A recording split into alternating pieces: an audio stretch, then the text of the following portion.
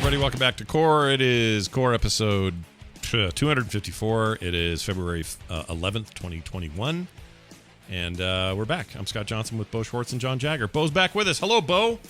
Konnichiwa. Hello. I'm back. Hey, you're like my own waifu here, showing up at the show. Yep.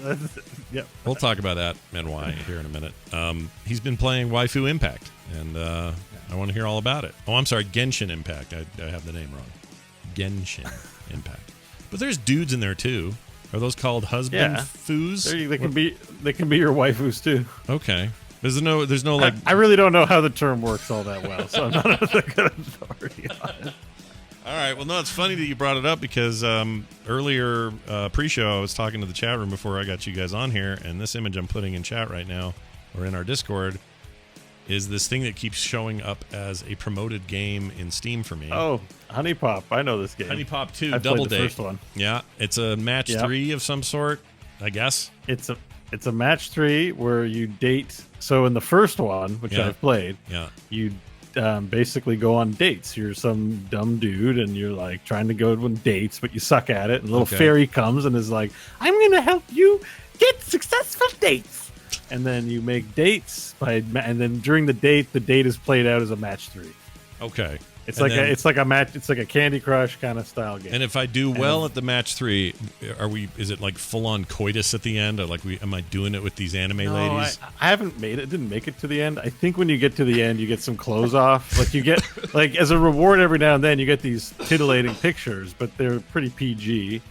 But I assume by the end it's clothes off time. Right. But it's some hand drawn thing and I don't know if you're supposed to what you're supposed to do at that point. I didn't finish the game. What I couldn't figure out is why this stuff keeps getting recommended to me, because I swear I turned off my adults only thing because I'm just not going to buy any of this stuff. It's not interesting to me at all. And so I was like, one of the things I happen to know about the steamy stuff on Steam is some of it is you play the PG version on Steam and you download an official mod from the developer to get the X-rated content. Oh, I don't. So that's how they that. circumvent the getting literal X-rated content is that like you're buying just a game, and then the assumption is if you're old enough to install a mod, it probably means you're old enough to see the X-rated content. Gotcha. But of course, I'm sure 10-year-olds can do this stuff. Well, this is what I ended up doing. I thought I had all those settings on there, but I was looking at my Mac version, and they don't sync those settings across platforms. My PC version has it off. Over here, it didn't. So I turned it off, and then that one quit showing up. So no more Honey Pop 2 Double Date for me. It's too bad. You're going to miss out now. Yeah, it's got positive reviews. I see. It's got double the dates. I've noticed. Man, remember when we all played those dating games? Love Esquire. I got to get back to that game. Yeah, but Love Esquire didn't feature like full on like doing it, did it? Or did it? I think so. The game sucks so much. You never make it. I mean, I never make it that far. Anytime I'm ever like, let me play this questionable game that people will wonder about me if they ever see it in my library. Yeah. I never get far enough to do anything. Yeah. It just seems like a lot of work for something that a quick search in like Bing or something would yield the same result. Right. And there's the thing. Just like Mortal Kombat 11, which we talked about in pre-show, right now $14.99 on sale on Steam. What you're basically advocating for me, Tyler, close your ears for a second if you're listening, is just going to YouTube and watching all the cutscenes and not worrying about playing the game. Same idea. Yeah. Why play your match 3 porno game when you can just go get your porno? Like they said in the 70s. I don't know why I'm using it now. Porno. No one says that. Maybe it's not the destination, it's the journey. Yeah. But I always thought when it came to porn, it was definitely the destination. Right. Well, my take on it all is I just assume these games are terrible. Like as games, don't care about if you're going to have content, fine, whatever. But if your game's good, you may have me because I like games. But these are all bad games, so I don't want to play any of them. So Steam stopped showing them to me, and I guess now they will. But I don't understand the draw. I mean, I guess I do understand it, but I don't fully understand it. Like who's sitting around going, well, Bejeweled's pretty good. Candy Crush is all right. There's a lot of choices out there for us these days with match 3 games. If only they had more boobs and vaginas in them. If that would really truly take this genre over the top. Can't wait to match 3. Hold on. Let me ask that question a different way. Okay. And change the narrative, because that's one way to look at it, sure. Okay. But let's look at it from the other angle of you're sitting there playing Bejeweled and someone's like, "You having fun?" You're like, "Yeah, I'm having a good time." They're like, "You want to see some boobs while you're at it?" Yeah. Why not? I Sure, feel like this seems fine. So I've explored a number of these store pages in Steam because they come up and I don't block them. So I curiously click on them when they come up, like these visual novels and dating simulators. And I think it isn't just about nudity. It's about the dating experience. Like, you know how Jedi Fallen Order is a fantasy of you being a Jedi? Like you get to play as a Jedi. You go, wow, wow.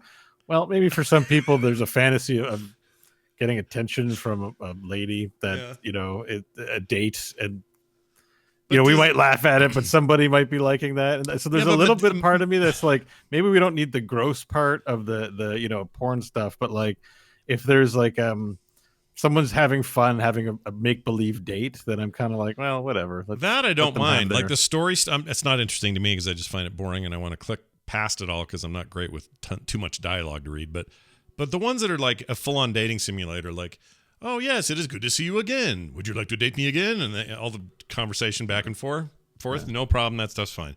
Where I have a problem is pretending like a date is happening because you're matching 3. Like mechanically, oh yeah, that's weird. There's dialogue. Yeah. There's like dialogue, and like you have to get gifts and stuff. Like, and if you're not paying attention and you get the wrong gift for someone, they'll like be upset, and they'll tell you things, and then they'll ask you questions, and if you answer wrong, it'll show you're not listening. The date will not go as well. It kind of works like that in real life. I've noticed. Whenever many of my girlfriends have like asked me questions and it's clear I wasn't listening to them, they got mad at me after. Yeah. So I felt like it was a reflection of life in some small way. Yeah. And I'm not sticking up for Honey Pop. I just happen to know that game does lead into the dating simulator side of things, but you wouldn't be able to tell that from the pictures, which just feature everyone in bikinis, everyone being just women in bikinis. Sure. And it's probably very, male gaze, misogynist, and all that shit. Sure. It's probably I'm not sticking up for it. But, no, I totally understand. I mean, for me, it's more like it's just boring. Like I don't find that interesting at all. Yeah. However, yes, I agree with that for sure. However, like I do remember when my dad owned arcades when I was growing up, so it was pretty cool. We had Pac-Man and Galaga and all this stuff just in my house, and it was great. Missile Command, whatever. People would come over and play them. I was way more popular than I actually was because they only liked me for my games, and that's fine. Whatever. The garage is full of kids playing video games, and it was great.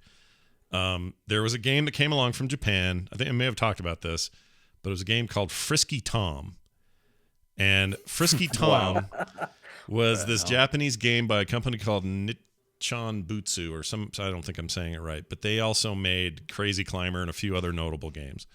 And Frisky Tom, we had the stand-up version. My dad had free play on it, so it was downstairs, ling, ling, ling, ling, ling. And it also had dip switches in it, so you could change certain settings. Like all arcade games had that. You can, make it harder, it costs more money to play it, that sort of stuff.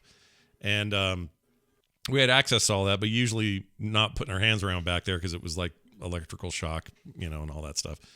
So anyway, to make a long story short, Frisky Tom was basically one of those guys going to run around and make sure all the pipes are connected where the leaks are, so that all the water in this giant tub will make it all the way through this giant pipe system, and then down at the bottom, it'll dump into this tub. And if you had a leak, it's because a rat went up there, chewed on it, and then the little joint would pop off, and you'd have to climb up there and then fix the joint. And then while you're doing that, another rat screwing around down here, and you'd have to go get that. It's very 8-bit and old. That was the game. And it's like a lot of games, like the Fix the Pipe games was nothing new. This was just their take on it. Now, what made Frisky Tom frisky was the reason he was motivated to make sure all the pipes worked is because in the upper, where the pipes started, it wasn't a fresh water source. It was a chick in a bathtub. And if you didn't fix all the pipes and keep the water running, then the water wouldn't run out where she was going to be exposed. That was the idea. And that was why Frisky Tom was into it. Now, in the Japan dip switch settings, she's naked. All 8 bits of her. naked lady. If you in the US dipset switch settings, she got a bikini on. And the way it worked is in between the levels, you'd see her in her tub going ee or whatever, and the water's lower and lower and lower, and you'd play until you got all rid of the water, and you either got a bikini lady or in Japan you got a naked lady. Again, with the worst graphics, like 1987 or something. This is like really old. Long story short, we switched the switches over when I was like 16 to be the naked lady Japan settings. And the best part about that was I never got to actually see this, but we flipped the switches, and my dad really liked that game. So he's down there playing it one day, and I can hear him down there playing it, and it suddenly dawned on me, oh, we didn't put those switches back. Oh, no. And my brother Matt's like, oh, no, what do we do? And sorry, my brother's Korean, and I just gave him an accent. That's terrible. But anyway, I did. Fine. So I did, and I hear this downstairs. I'm hearing beep, boop, beep. Just the machine's going and stuff. And I hear, hey, she's naked or something like that. So we got busted. And he wasn't even mad about that game and what it did. He was mad that we were screwing around behind the cabinet where if you got shot, you'd die. Yeah. So anyway, arcade cabinet is 37 ways it can kill you. You respect it. Also, it would be nice to see the look on his face though, because it's probably the last thing he's expecting, that you went in there and figured out how to switch it. You know what I mean? Oh, like, that's guaranteed. Yeah, it was a funny, stupid thing, and I still laugh about it now. But anyway, that's not really what today's show's about. It's about other stuff. It's about some news. We got some games we played. But there's your little intro. Now this. All right, we are going to talk about a few things that happened since we last spoke. For example, there was a canceled Xbox 360 remake of GoldenEye, and I assume this had to do with their Rare acquisition, and they were going to try to relive those glory days and beef it up for a 360 a little bit, but not too much so it could retain its classic look and everything. And it never happened. Ended up not happening, but it got leaked, or at least the source code for that thing got leaked. And it looks like ass. It looks terrible. Have you seen this thing? You know. It looks bad. It looks a lot better than, the N64 version. Well, what was the target system? What was the target? This is the 360, so it's like a remake for the 360. It'd be like buying, I don't know. It's like your Final Fantasy better thing, than that on the 360 then. Oh, it should have looked way better than that. Oh, yeah. Yeah, it's definitely not up to snuff. Yeah. But I mean, it looks like somebody did a texture upgrade on an N64 game. Yeah. That's what it looks like. Yeah. And that's what it is. And that's what it needed to be. Right. Although, I mean, there's a whole other generation of consoles between this remake and when it first came out. If I was going to spend money on this thing, they would need to, like, I wouldn't mind a beat for beat, moment to moment remake of that game in a modern engine or something. That'd be great. I'd be so into that. Play the hell out of it. But this doesn't interest me. And my guess is that's why it didn't happen, because there was no guarantee. Is that possible? Do they ever rebuild a game from the ground up that's beat for beat like the game? Like, I think whenever they start meddling at that level and they start making it their own. Yeah. You know what I mean? And then it becomes this other thing. Like, how many games are like, yes, we rebuilt it from the ground up and it's identical to the original? Yeah. To me, GoldenEye would be a good candidate for doing just that. But I don't know if it's in human nature to, once you get to that level of remaster, that you're not like, well, we're just making a new game, so let's make it our own. You could also. So I will say a couple of interesting things about this remake that I recommend. So I wouldn't put audio up because it's a bunch of people playing it, but in the article that I linked in our story, they show playing it, and around the 40-minute mark or so, it's one of those remakes where you can toggle between original graphics and new graphics, so you can actually see directly in the game what the retexturing did to it, which is pretty neat. And it shows I would say the big appeal, which has to do probably more with draw distance than anything, because GoldenEye had a notoriously bad draw distance, especially on some of the levels. Yeah.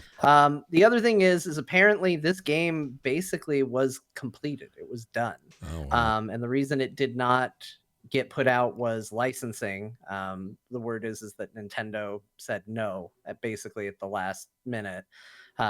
Everybody thought they were all good to go and were proceeding, and that's why it got essentially finished. So the source code that's out there, you can play if you want to go find it wherever it may be, and you have a 360 emulator. You can play the entire game. It's out there. Okay, and it is GoldenEye in every way except just upscale and retextured and better draw distance and all that, right? Like, yeah. Other than that, it's the same. I'm at that point in the video. I'm just trying to see them make the change, and I can't. I don't think they've done it. I may have told you to go too Is it too far? I went 40. It's around 41 minutes or so, somewhere in there. Okay, let's find out. 41. We'll go to 40:38. Running around on the runway. I saw him toggle it a couple of times. Out with the big white mountains, the big snow mountains and stuff out there. Oh yeah. There they go. So you start to see a little of the flipping between, again, like you said, it's not dramatic. I think the draw distance is probably the biggest thing, although even on the old graphics, it looks like they've cleared up some of that old N64 fog that was prevalent in all N64 games. Yeah. So yeah. And this game in particular had a lot, and some of it they used to their advantage because it had a little bit of atmosphere, I think, to it by there was being a lot of foggy. it's a blizzard. Yeah. But overall, it did not look great. I mean, today, but not even close to the today's standards. Like it's kind of ridiculously bad. But Bo's right in that a remake from the ground up in the way that Final Fantasy is would be a little more like Final Fantasy VII. The reason it works well as a remake is because it's not the same game, right? If it was, what's the point other than graphical fidelity in a way? That's a good example though, because I'm like, I kind of wanted it to be that, but I'm okay with it. You know what I mean? Like I think we always think we want it. Right. Yeah. And we don't usually we usually don't like, or we usually don't want what we think we want sometimes. Maybe that's true. It's hard to say. But here's the thing.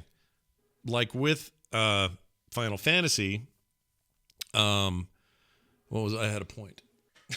I'm sorry I interrupted. No. It's not your fault. I can't remember because my brain's dumb. It's so dumb. Well, it feels like in general right now we're getting one of two things. We're either getting remasters, which is more what this is. You know, we took what we had, we put a fresh coat of paint on it, maybe tweak some features here and there, and we called it a day. And then we're getting remakes like what Resident Evil 2 was, where it is a different game, but it is based largely on a game or a property that already existed. Good example. And then I saw someone in the chat say Demon's Souls on PS5 is a good example of kind of in the middle where they kind of remade it, but it's remade based on what the game originally was. They didn't do the Resident Evil thing of, no, let's tweak a bunch of things, let's change it dramatically. Like it's still kind of that game. Yeah, that's true. A better example might be the upcoming Mass Effect remake. Is a little bit more akin to what you're talking about. Fresh coat of paint, some tweaked features, bringing the first one into line a little bit with UI and other things. But for the most part, they're not touching the core systems. But why would you at this point? Because that stuff's still, we got to that curve of diminished returns. Yes, graphics are better these days than the 360 or whatever, but we're still kind of in the same space, just looks better. And so you don't start over. But if they were going to do a GoldenEye, there's no way they wouldn't. This doesn't work unless you go crazy. Like in the next James Bond game we're getting anyway is from those IOI people. The Hitman people are doing that. And that game will be probably the future of the next 3 or 4 potentially games in a series or whatever, and we won't be thinking about GoldenEye at all. But I have so many fond feelings for this game that it's hard for me to imagine not seeing it in a newer format. Like so just something that looked good today. Somebody in the chat says if you play the Source version of it, there's a Source GoldenEye remake. That's as close as we're probably going to get. Probably. Oh, really? Yeah. I think gameplay is extremely critical with GoldenEye. There's something about how that game plays and the way you're able to play it that I think is pretty unique to it. Yeah. Something to do with like the way you can kind of quasi play it like a stealth game, but it doesn't feel like a stealth game. But you get a silenced weapon, you can kind of go through and do some very interesting things in that game that not a lot of other first person shooters do, or have done up until more recently. Yeah. But I think GoldenEye holds up pretty well. I played it not too long ago. I had a friend who I said was crazy. He kept telling me, it holds up, it's still a good game, it's still great. I was like, no, it doesn't. You just remember it being fun.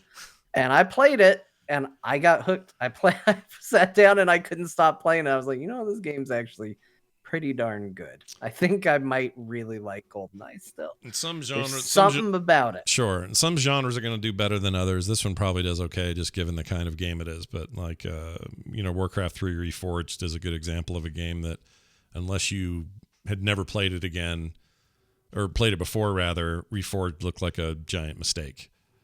Well, why? Like, it's not that big of a mistake. Bo played it for the first time and really loved it. Mm-hmm. You enjoyed your time in there, right? Yeah, I did. I wish I continued. I like through the expansion content now, and I stopped. Sure. There's this YouTube idea I have where you can go and watch all the pertinent story moments without actually playing a video game. It's fun to play. Yeah, it's fun to play. It is fun to play. But I like RTS games. My point is, like, it in that game's case, it wasn't enough to do what they did. They also promised more than they gave. Yeah, they also said, hey, look at all the stuff we're doing, and then went, we said in a blog post that we quietly put up that we weren't going to do all those things we told you we were going to do. On a Friday night at midnight, when everyone went home, and it was hidden inside our forums. For me was like, I didn't play the original, so I didn't have baggage or context. I was just happy to have a Warcraft game to play. I was like, okay, this is fun. Oh, see, they're doing some screen. See, that looks pretty good. The skyboxes are better. They definitely improved this version. But, and you know what? If I'd have seen this when it came out, if it had ever released, I would have probably gone, oh, man, look how good GoldenEye looks. Oh, yeah. Oh, I mean, it was the 360 days. We were easily impressed. Yeah. Yeah, that's interesting. Or not necessarily easily impressed, but you know what I mean. Like, sure. It was a different time. The bar had only been moved so far. Right. More easily impressed. Let's put it that way. Yeah. Anyway. And the era of remakes being real remakes hadn't really come to be. I mean, even we talk about RE2, it's kind of the most obvious launching point for this sort of discussion, because not only was it so dramatic, but it was so good on top of it. But that just wasn't something that you saw a lot of somebody going, we're just going to remake it. Because usually if you were going to go and, ping the nostalgia bone, you were just like, well, let's just put a fresh coat of paint on it and release the exact same game. Why do a bunch of work? Yeah. Did you guys ever do the whole split your screen up with cardboard and play 4-player that way? Or was I the only one that actually tried that? Nope. I never got that far.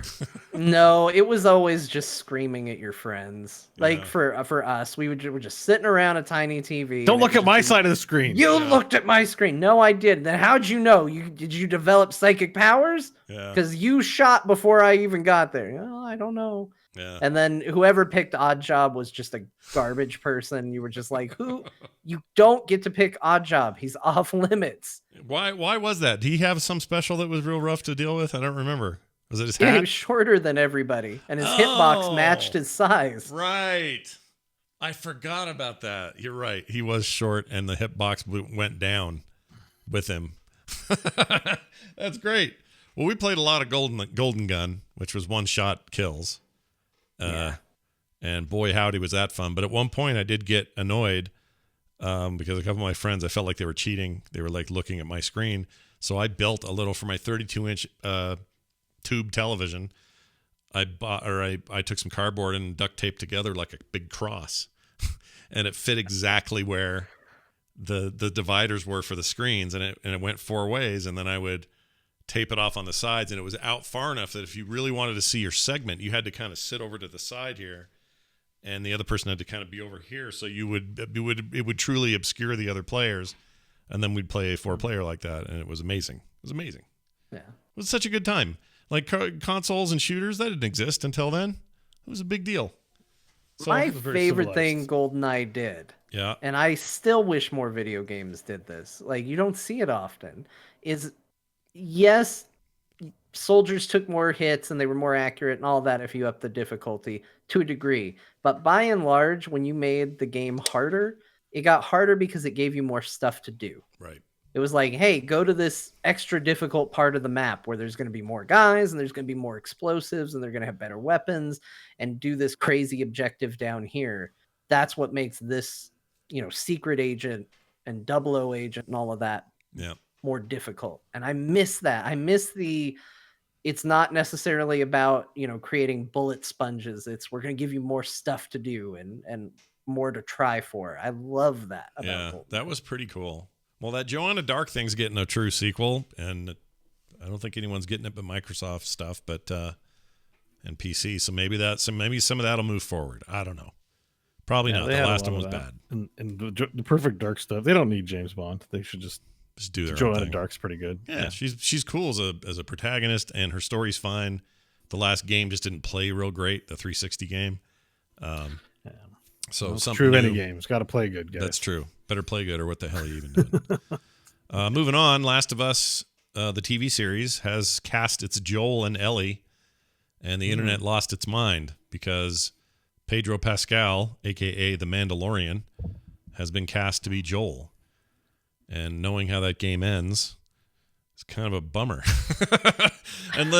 Unless they go their own way. I mean, actually, I was going to ask you this, John, because you've been the most skeptical of this, I think, from the beginning, given your fandom of that series. And I honestly am stoked about this because this is probably where I would prefer to see the story told. So I'm not that worked up that it's not a video game or that they're trying to do this twice or be redundant or whatever. But do the casting of these people help at all? Like, what's your general feeling right now about it? This got me more excited than I was, which was not super excited. Although I will say, Scott, I think you might have a weird idea. Joel does not get his head bashed in. I thought he did. In The Last of Us, doesn't he? Not in The Last of Us. Well, Last of Us 2, he does. We're not talking about Last of Us Part 2.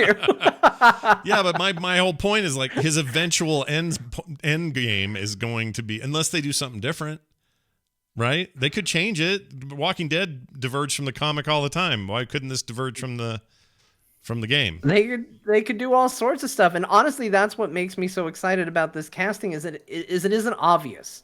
If they had gotten Josh Brolin in as Joel, which was a heavy like that. Oh, that's Joel. Look at him. Look at him. Yeah. He's basically already him. He should have gotten paid for The Last of Us. Look at him. Yeah. If they were doing that, then I would get the impression of like, oh, you're making a TV show that is just going to be the story of the game, and we're trying to recreate it as much as we can for the medium of television and put it out there. The fact that they are actually thinking, beyond obvious lookalike choices, and they're going different in that regard, makes me think that maybe they are going to do something different with this show. Because I do think that there is... I mean, I told you guys when they first announced it, it seems redundant to me.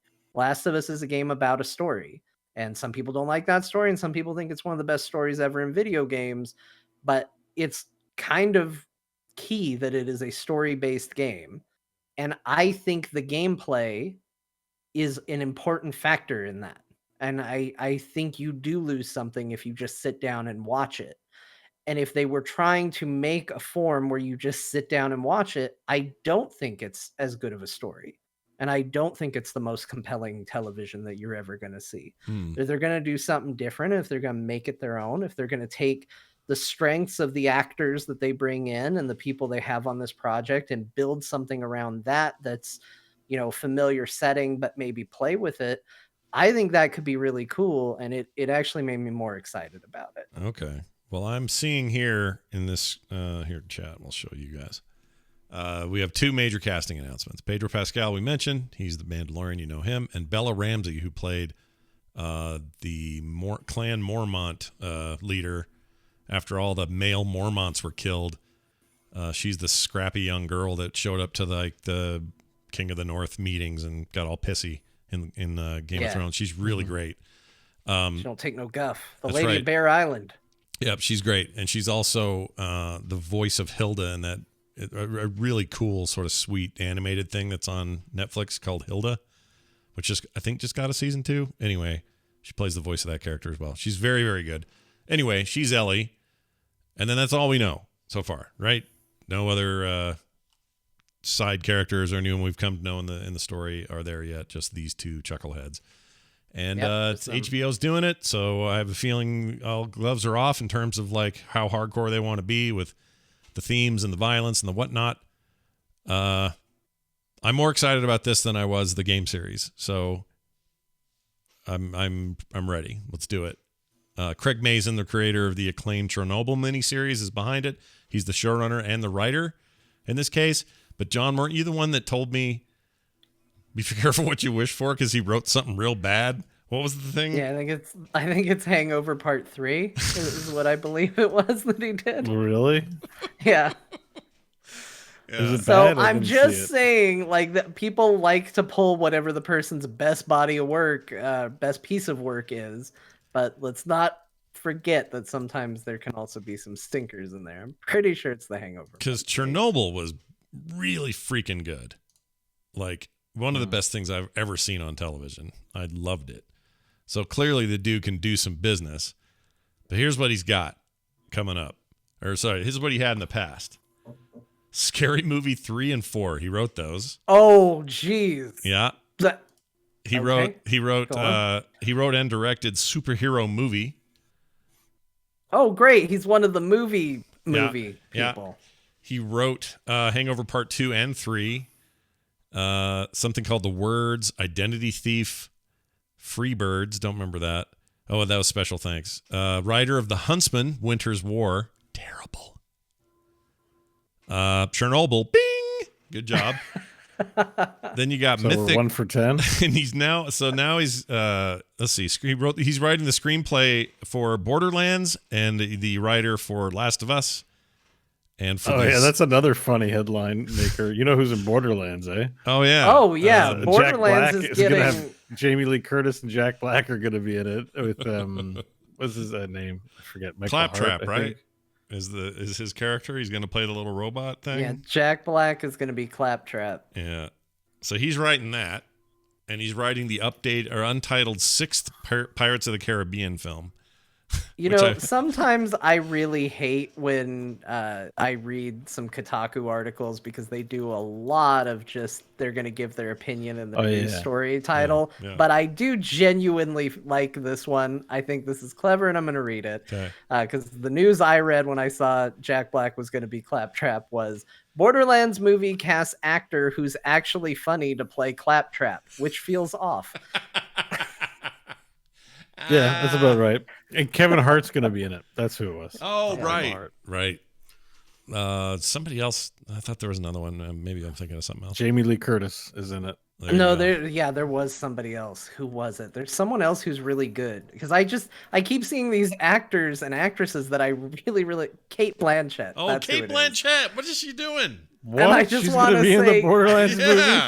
Yeah. I just want to say, stop, guys. Yeah, but what if it's amazing? Because we've done this before. Like, we used to think superhero movies are kind of dumb and beneath people, but then she's great in Thor Ragnarok, and no one questions that because we hold that stuff in higher esteem now. They've earned their new space, right?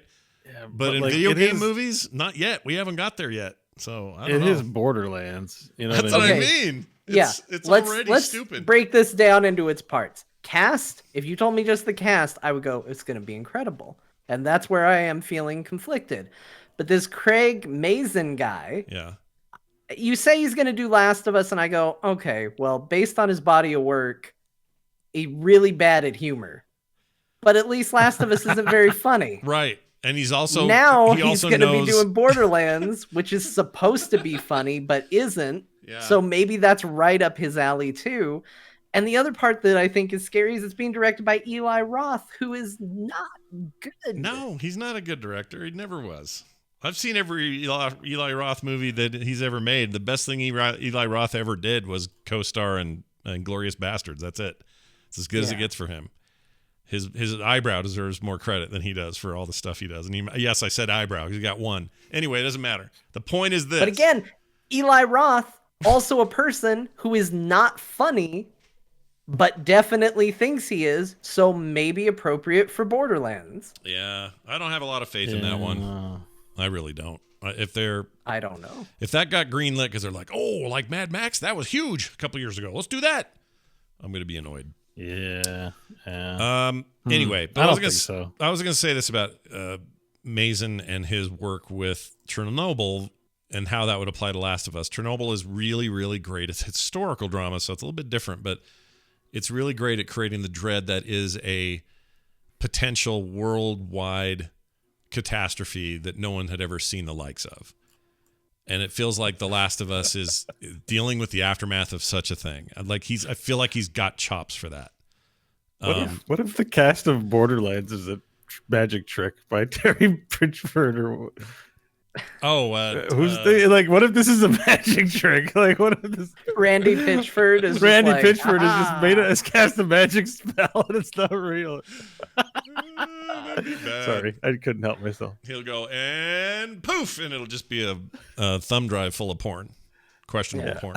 Yeah, that'll be great. Well, anyway, sorry. No, we'll see how it goes. Like if the Wraith in the chat says Last of Us is basically The Road. In a lot of ways it was. I wouldn't be surprised if they weren't inspired by that Cormac McCarthy book, and I love that book and the movie adaptation of it. So that's what I'm looking forward to. I'm looking for that bleak end of days sort of thing. The familiarity with the game will, be there. But for regular people who don't play a lot of video games, it needs to stand on its own as a really cool quality drama. That has to happen, or else what are you even doing? So we'll see. Exactly. I'm excited.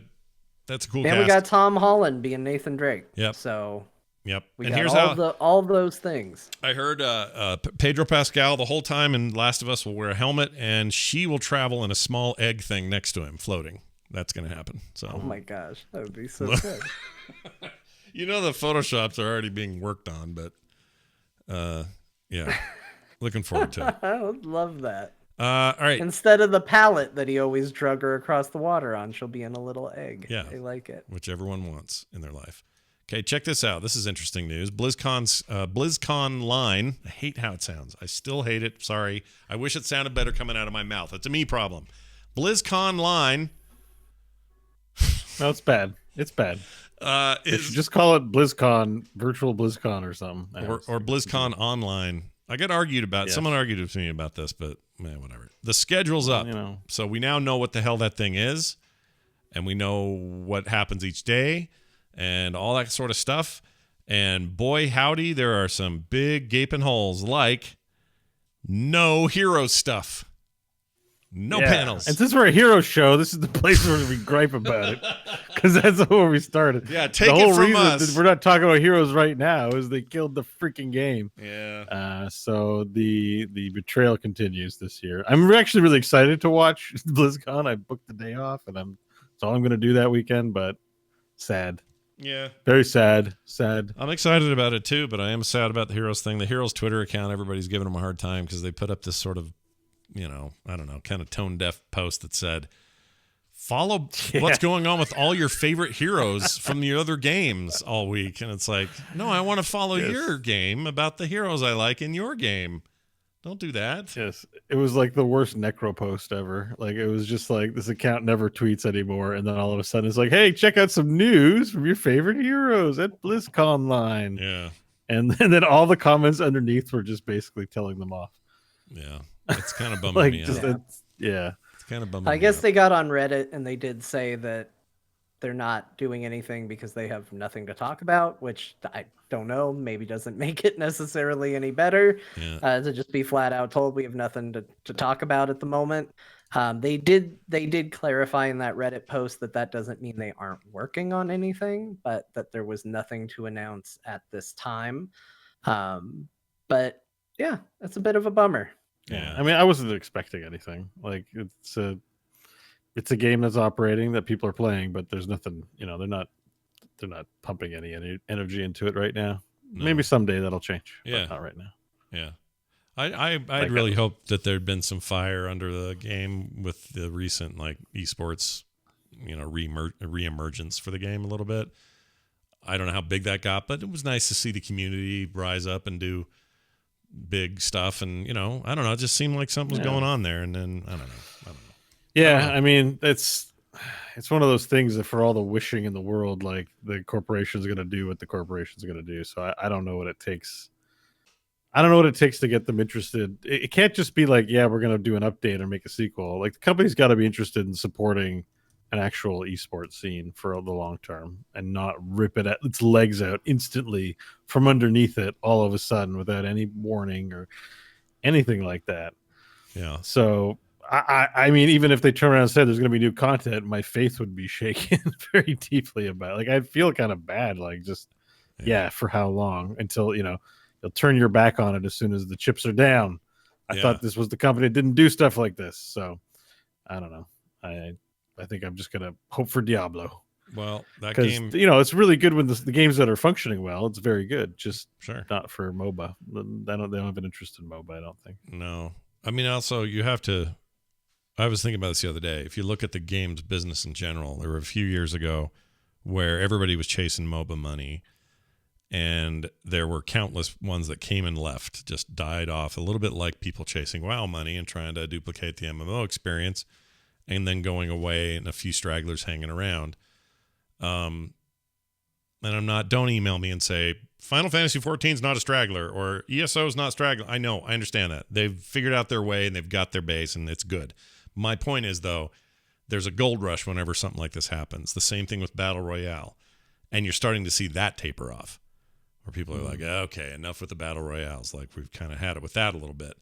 And that doesn't mean that the games that are currently successful in that space aren't going to continue to be. But I think Blizzard, more than most of them, took it further, but just got to a point where they went, yeah, this is just like League of Legends and to some degree Dota 2 space, and we're just we just can't crack this egg. Not in the way we need it to for the kind of company we are, like for the size. And there was a changing of the guard that happened at the same time. Right. Mike Morhaime stepped down shortly after, and I'm sure all that had to do with direction of the company, and MOBA was not the direction.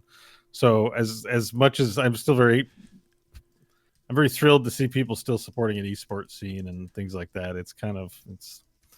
Again, I've done that before with PlanetSide and other games. I can read the tea leaves on this one. Right. As sad as it to say, but I mean, if you're enjoying it, you're enjoying it. It's still a great game to play.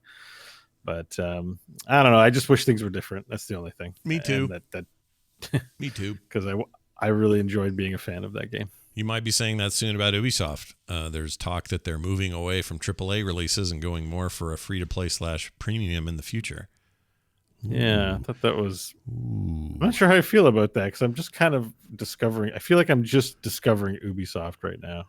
So I bought the Kinect subscription pass, and I'm playing Valhalla and really liking it, and wanting to play Immortals, and definitely want to get into Watch Dogs Legion. I'm just like, Ubisoft's kind of got a lot of great stuff. And then they're like, well, we're going to stop doing that now.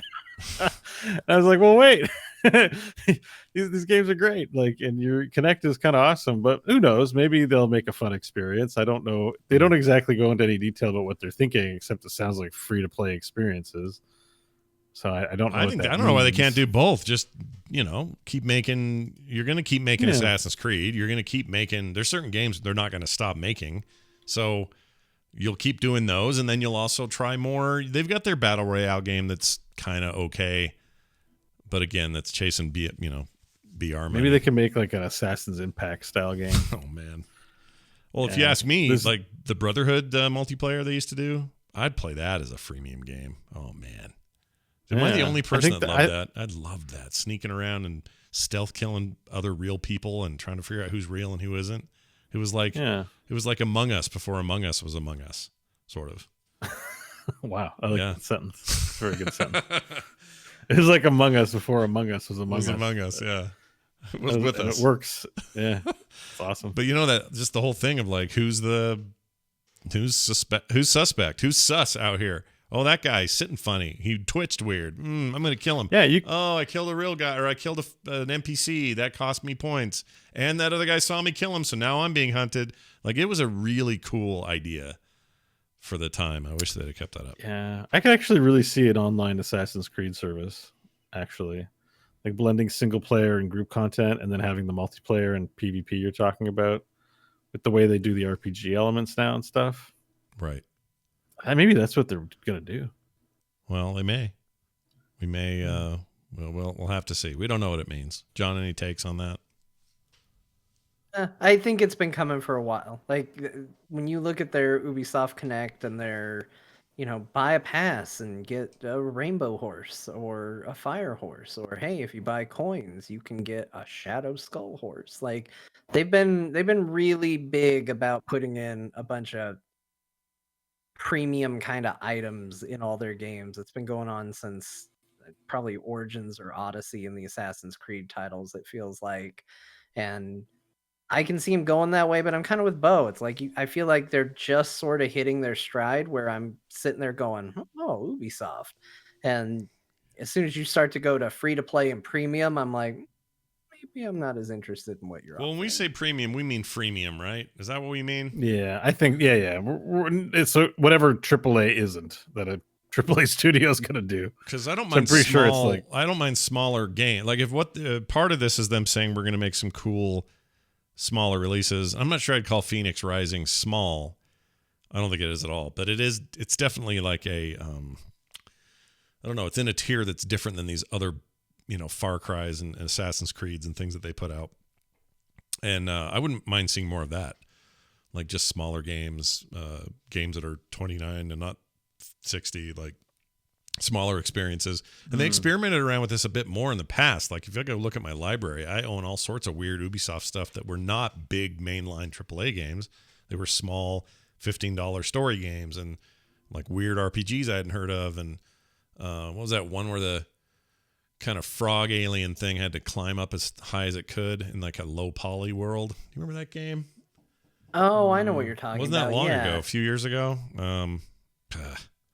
I don't remember the name, but yeah, it felt like it was like, hey, we're trying out some tech. We made a game. Yeah. Try out some tech. And Grow here it Home? is. Grow Home. Yes, That's it. that was it. That's it.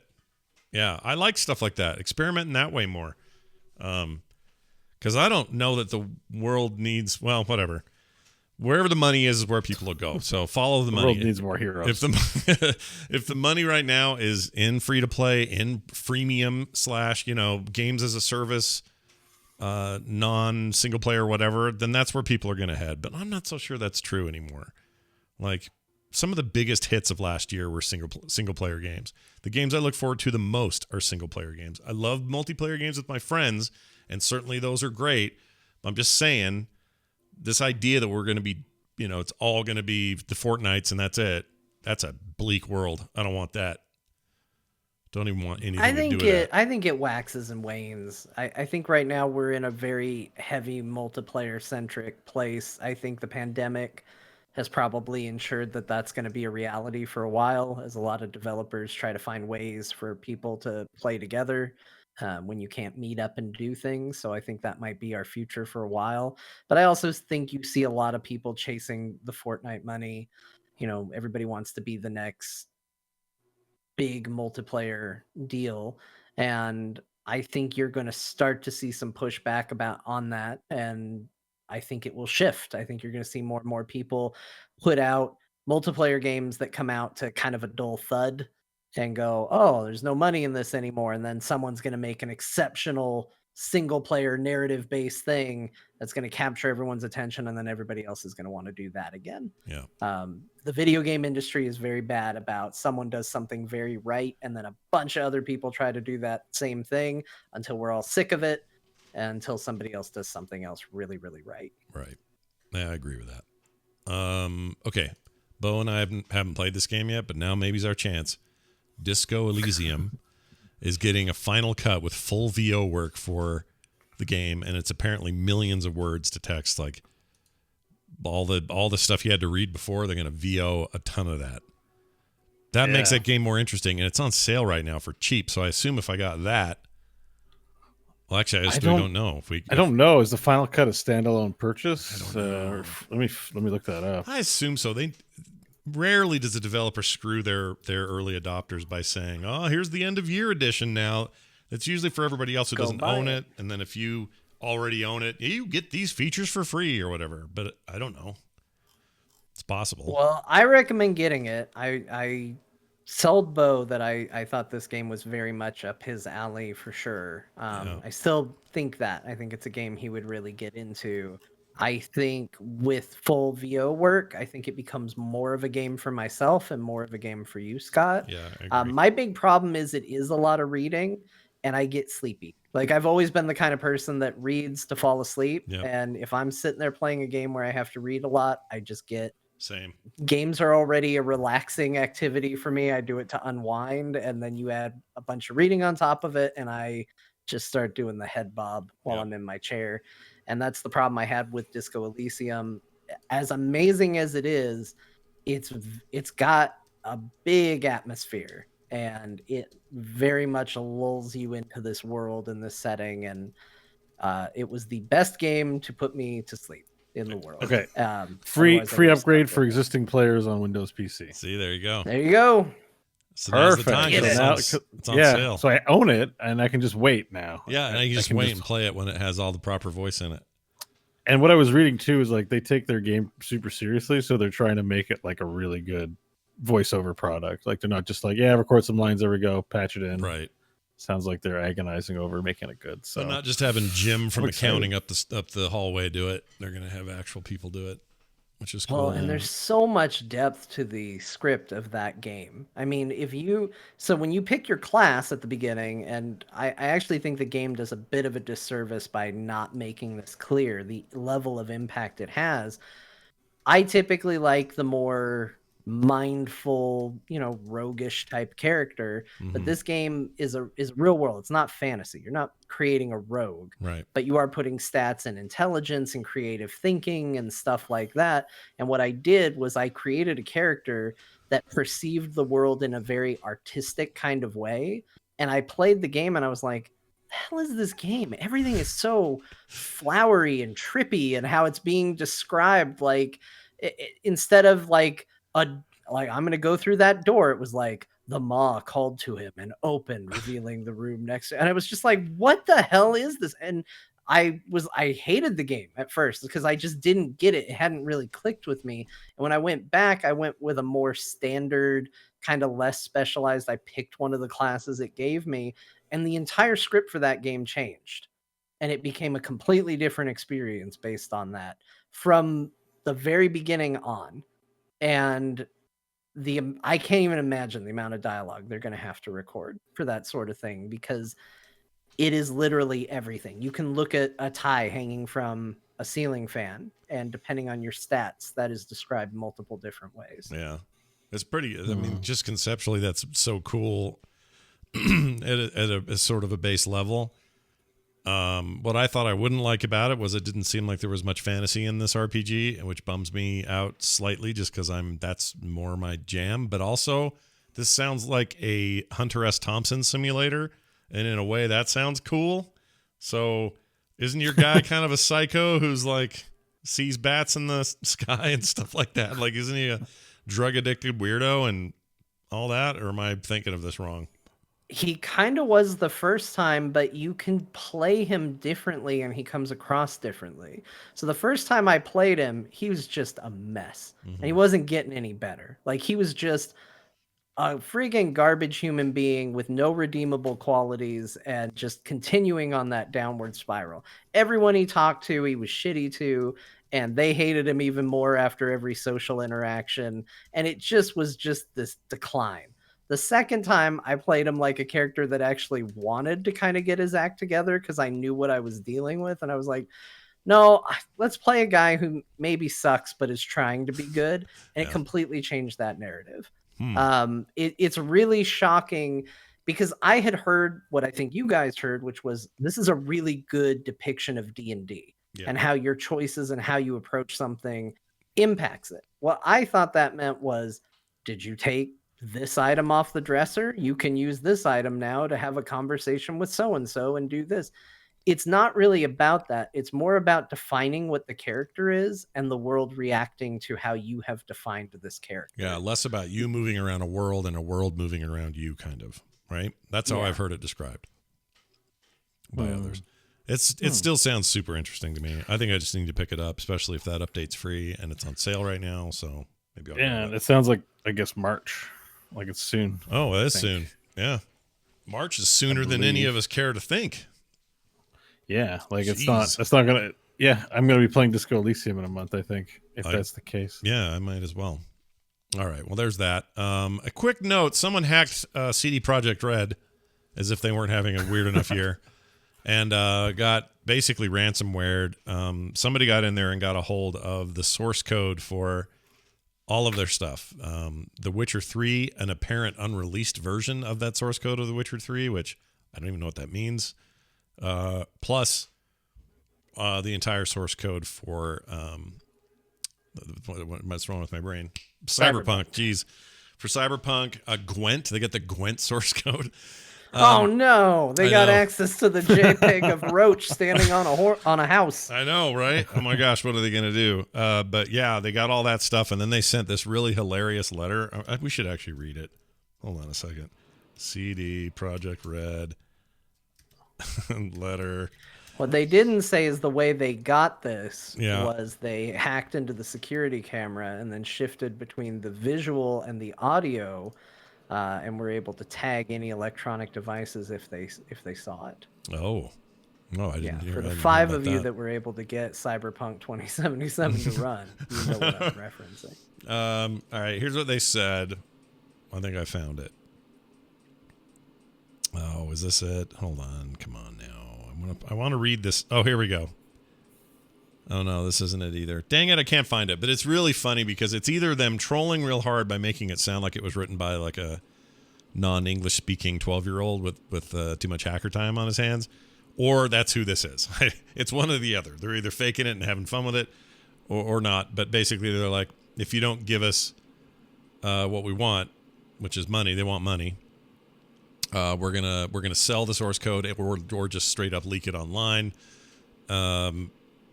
And they're, of course, like, not going to do that. And I wouldn't either. The truth is, if they sold it, it's not going to do anybody good anyway. Like, what are you going to actually do with the source code for The Witcher? Are you going to go make The Witcher? Or are you going to go make a game like The Witcher? And then are you going to try to sell that in public? Because the minute you try to and they know that's their source code, you're going to get sued into the earth. Like, I heard it already sold. I thought they had already done it. Really? To who? Yeah. Who bought this thing? They sold it on the dark web. Hold on a second. So maybe some company wants to understand how they made their game, and so it's a corporate espionage thing or something. I don't know. That's possible, I suppose. It's a mess, though, and I guess it would have to include tools and other proprietary stuff, because I assume decompilers exist, and if you just want to see how another company programmed their stuff, you can probably maybe work backwards on some of it. Yeah, reverse engineer it, sure. Possibly. Yeah, I'm not sure to what extent that's really a thing or not, given that a lot of shared tools, people use shared engines. It's not like there's super secret proprietary engines these days. Like, a lot of them are, you can just you can ask for a demo and try them out, probably contact id and say, like, I'm making a 3D game. We're thinking about using your engine. Can we demo the Well, it's engine? definitely for Unreal and Unity, that's absolutely true. You just use their engines and make them, and then they're downloadable off the internet. Yeah, so right. I don't know what's so special about like, does CD Projekt Red use their own engine?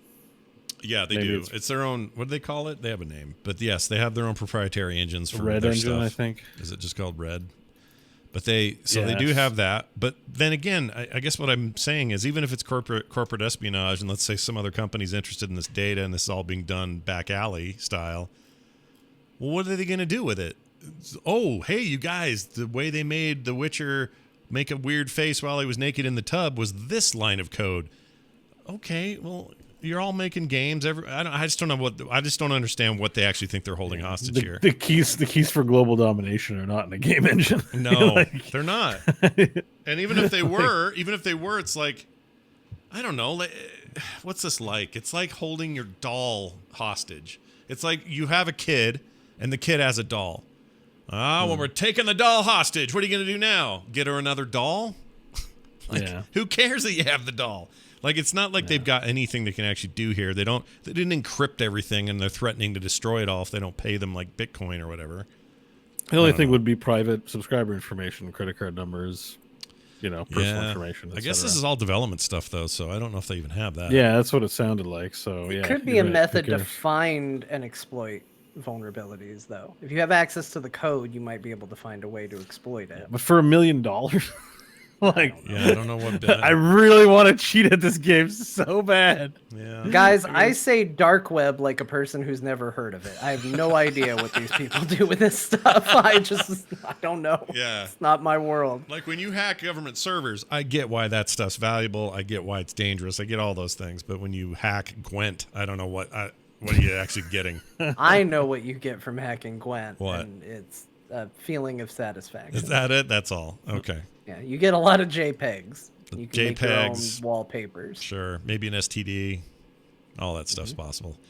All right. Quick reminder before we get to the games we're playing. Mario 3D Land, the Wii U sensation. Actually, a fantastic game that did not get played by enough people because the Wii U didn't sell very well.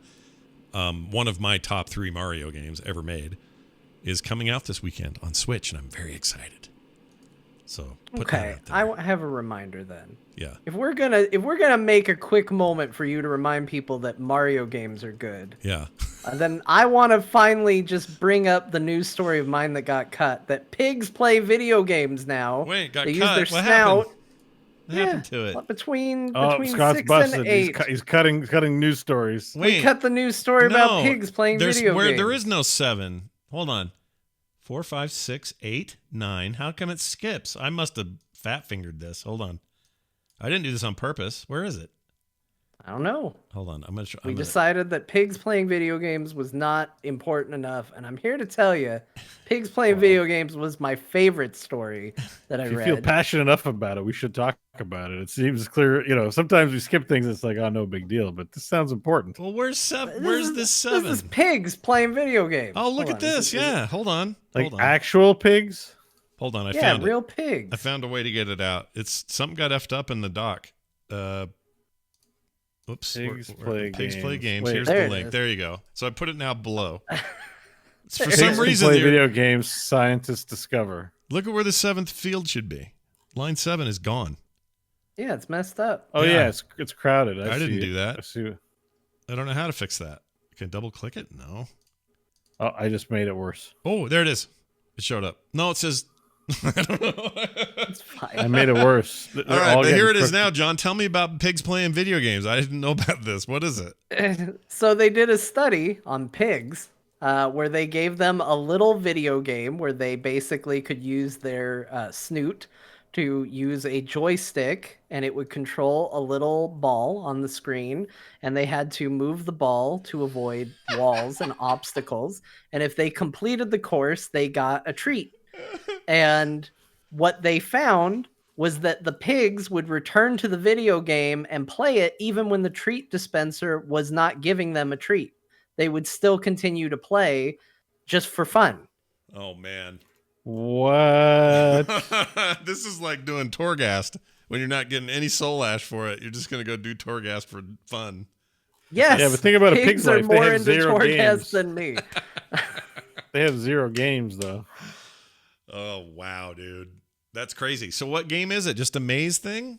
It's like a made-up for science maze game for pigs. Wow. And they just, they're into it.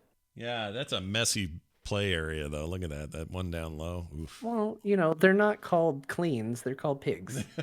They're not called cleans. They do what they do, man. The opposite word of cleans is pigs. I love that. Well, I mean, I'm looking at the one picture, and this one pig that's looking at me, his snout, I think, has poo on it. Well, yeah. Literally, his snout has like this brown, gooey stuff at the top. Well, go down a bit. There's a pink one with a split image. Pink one using it, and then there's a picture of the joystick and the little food bowl and stuff. And look at that. It looks like some drunk guy barfed in there or something. It's nasty, dude. It looks like the shady ATM that you go to at 3 a.m. when you're really desperate for pizza money. Yeah, I don't trust any of this. Back when ATMs were a thing. All right, John, you were right. That's a fantastic story. I don't know. We almost didn't get it. I'm glad you brought it up. All right. Go read more at the BBC News. Yeah, that's pretty cool. It's pretty cool. Pigs playing video games. Games that we've been playing. I have spent a lot of time in Hardspace Shipbreaker. Although I just found out from somebody, I don't know, I'm somewhere in like 50 hours now in that game. Somebody said, Scott, they're going to reset all progress at launch.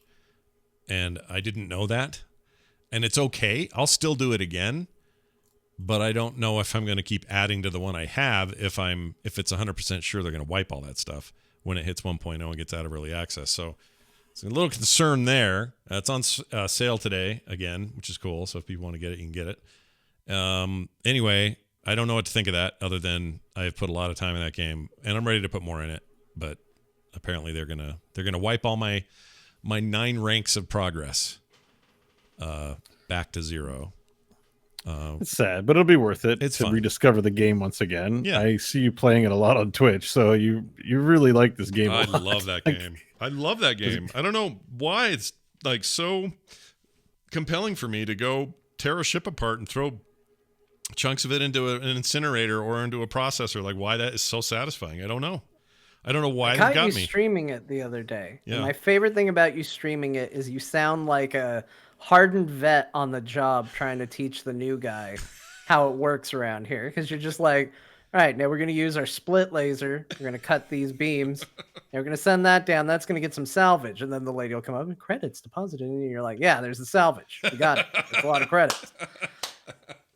I sound like that guy that's like teaching the young dude who just came in. He's just fresh out of his vocational college, and I'm here to teach him the ropes of how things really work in the real world out here. It is a little like that.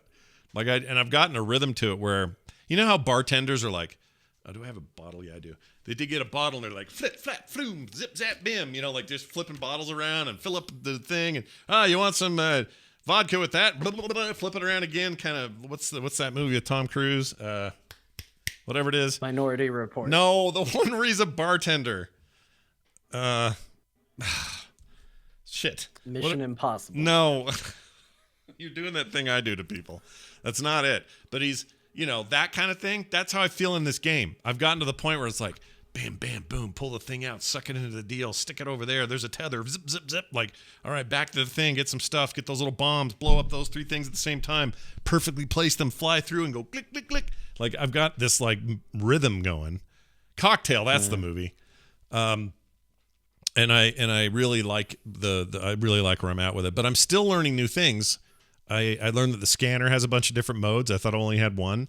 And the other thing I learned, from the chat actually, was there's these green joiner joints that some of the ships have that you can't just laser.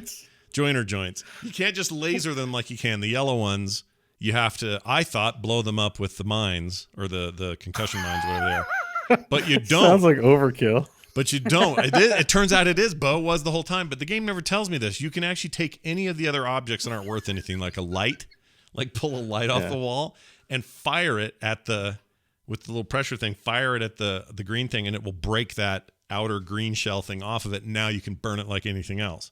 I didn't know that until like 2 days ago. So you put a landmine. It's like the only way to get these apart. Put the landmine down. Come on. That's how I was doing it. And I've died so many times because it blew up wrong and the whole thing went flying out. I got sucked out into space somewhere and the whole thing got ruined and lost my whole front end once when I had all this. Like a fun game. I keep like hovering over it. I'm like, maybe. I've wish listed it. And I know this isn't going to be like, there's no way every game is for everybody, right? Like I realize that, but this thing has really got its nails but into it me. does. I mean, you do make it sound really rad. I just, it's like it's always like just nudging the buy button, never quite getting there. Right, but it looks cool. It's very. So cool. It's still in early access though, so there's time. There is, and also I think they're close to release. So now would be the time, unless that sale's super. I don't know what the sale is right now, but unless it's super awesome, maybe wait till that day. But maybe it'll go up that day. I don't know. I have no idea. But it is on sale, and if it were me, I'd get it. Like I'm saying, get it through the 15th. Disturbed Angel says, yeah. So anyway, playing a lot of that. Also leveling a Demon Hunter and WoW, and I don't know why. So I'm not going to talk about that much, except I'm just doing Demon it. Hunters are cool. They are fun. It turns out their mobility in the air is makes a lot of that game a lot easier when you're leveling an alt. Like Revendreth is not nearly the hell space that I usually think of it as. Oh, like the double jump glide deal. Yeah. It's all right. It's fun. Yeah.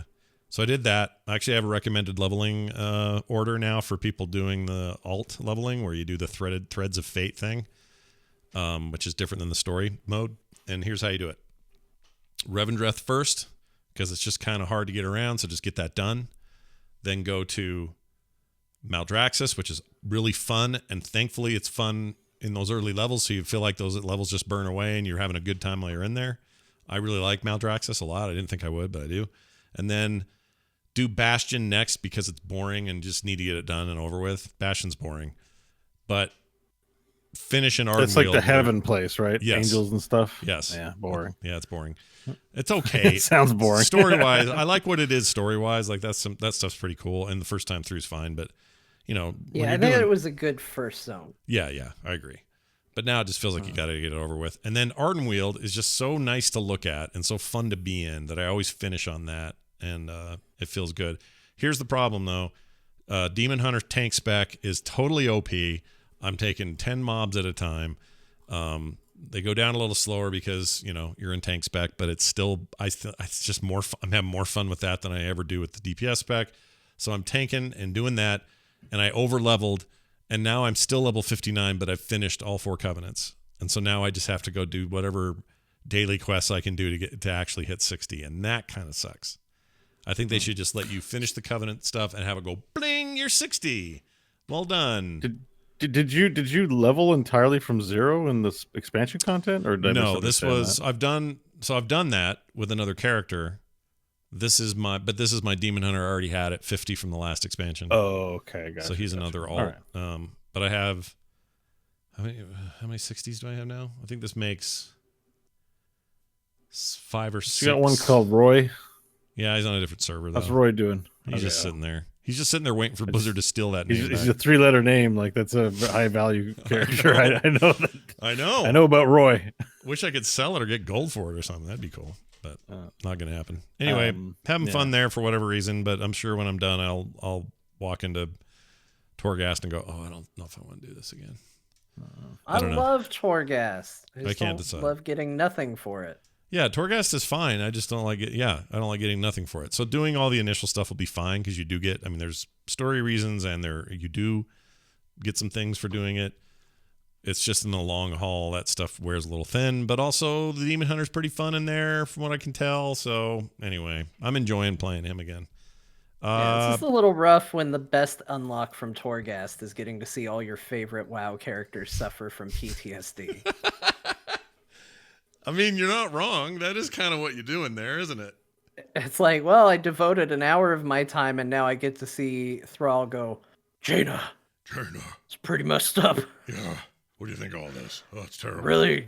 They did bad things to me, and I'm going to just sit on this step for a while. Yeah, same with Bloodhoof. He's down there going, oh. They're just sitting. They're just sitting around going, they can go home. Yeah. There's a portal like 10 feet away from them. Yeah. They had such a bad time. They're just sitting there staring it off. This is a terrible place. There's no other cows down here.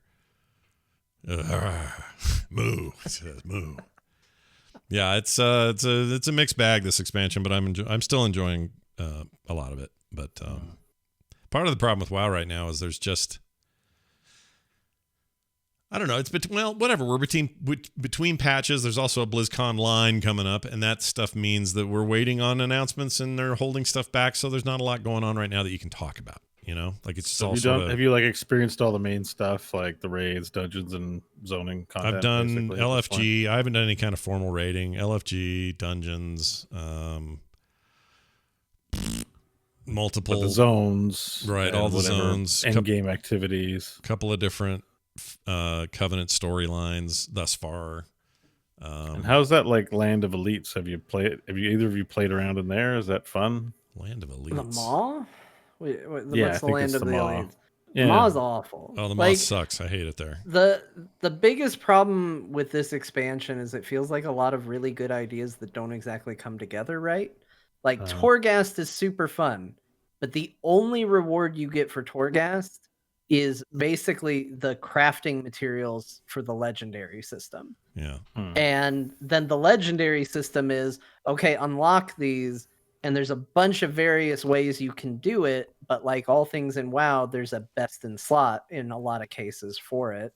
So for example, on my rogue, the best legendary for me to get, I would have had to have run one specific dungeon until I get it, which is Spires of Ascension, which I've run a ridiculous amount of times and never gotten the drop. Right. So I burnt myself out of dungeons trying to get this one drop because it's not fun to just keep running the same dungeon over and over again. And it's the second boss of 4 that it drops from. So I know two bosses in that I'm done with this run and that I'm not interested. And then I just have to make a moral decision of, am I a jerk and I quit and screw over my team? But there's really no benefit for me running it because you don't even get, in the previous ones, you got artifact power or something like that for finishing a dungeon. You don't get that in this. You get gold or loot that's not good for you. Right. Because you've outgeared it. So there's no incentive to finish that dungeon. So it's like, well, do I do the right thing and stick with this group? Do the wrong if you're an LFG, you just drop. Yeah, someone else will replace you. Yeah, that sucks. I hate that. It's not fun, and it burned me out of dungeons, so I don't want to do that. I haven't raided for a couple of expansions. It's just not content I'm interested in. Love the raid team that we were in, but it's not what I'm about in that game. And they replaced the bonus rolls for loot in favor of this thing called the Great Vault, which is basically like you do certain things to qualify, and then you get this guaranteed piece of loot at the end, which by some accounts is not necessarily really great loot, but none of the activities that I enjoy in WoW actually constitute opening the Great Vault. So I don't get that any weeks. So my big problem with the game right now is once I got through the story content in the Covenant, there was no longer any incentive to play the game. Yeah. And basically what I'm playing is to go in and do daily quests to earn anima so that I can spend the anima on unlocks that cost anima. Yeah. So it feels like this weird double dip of like, hey, give us anima and we'll give you the ability to spend anima on something. Yeah. It's like, well, but wait a minute. And it's really hard to get. Just, like you don't it's like get timed content. They're just timing the content for you essentially. Yeah. It's just to do the end game grind. So either you're into the end game grind or you're not. Yeah. And that's where I've come down, which is I'm 100% not into this grind at all. And that's the gamble you make with trying to gate content in that way.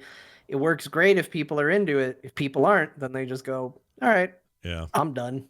It's kind of an MMO problem in general. None of the end game grinds are very great, but I mean, I'm excited about the next phase of the story. If you're the one game doing it, then it's special. But if every game's doing it, then like people's time is finite. Like, you can't make more of it. So like, you're putting these demands on your players to try and keep them in and up your daily user count. But I think everyone's starting to see through the veneer on that kind of stuff. Like, they want fun experiences, not gated content. I don't know. And there's a certain type of player that's always going to want that. And maybe if that's there's plenty of them, right? Make their business work, then great. But sure. I definitely not for me. Yeah, not so much. That's why I bailed on Battle for Azeroth. I didn't want to do Reputation. Rep grinds are the worst. They're bringing back Valor points, but I need to study it more about why. They're bringing it back only for high level mythic content. That's what's happening. If you're not doing mythic dungeons, you're not getting Valor points. Well, I don't like mythics anyway, so no effect on it. See, this is the problem I've had. It's like, hey, this content's here for a very specific group of people that aren't me. And that's fine. They don't have to make the game for me. Yeah. But that sends a very clear message of, should I be playing that game day to day, week to week? You know what would get me in Torghast more is if they dropped either more total gold or gold plus a bunch of trash stuff that I can sell for more gold. That's meaningful amount of gold. Like, let me walk out of there with 1,000 gold. That would be per run. Like, because they take forever. Like, that's worth it. I'd do that. But they're not even doing that. So, I don't know. It'll be interesting to hear what they say at BlizzCon Online because they'll have, or BlizzCon Line, sorry. They'll have all sorts of stuff to say about 9.1, maybe even more about whatever the second and third patches are. I want story stuff. I'm hoping for some CGI stuff. I have no idea if this is happening, but it would be great if, like BFA, they had some interstitial story beat, 3D CGI stuff that they'll throw in here for story. I really hope they do. Because that was my favorite part of BFA was that. I love that stuff, so... More of that, please. But Shadowlands had good story too, right? Like before all this dourness of the grind, like it was a good experience for y'all. Yeah, I think so. Yeah, the leveling was really good. The story was cool, although one of my favorites. I said it at the beginning. My biggest issue with the story is if it takes 2 years to pay off. I can't do 2 years of we gonna rescue Anduin. I can't wait that long on that particular story. So it depends on where it goes. There is a cutscene that I haven't earned in game, but has been leaked, I guess, that has a very compelling story beat between Sylvanas and Anduin. I'm really interested in seeing where that goes. So they become lovers. They could become lovers. They make out. They could. Yeah.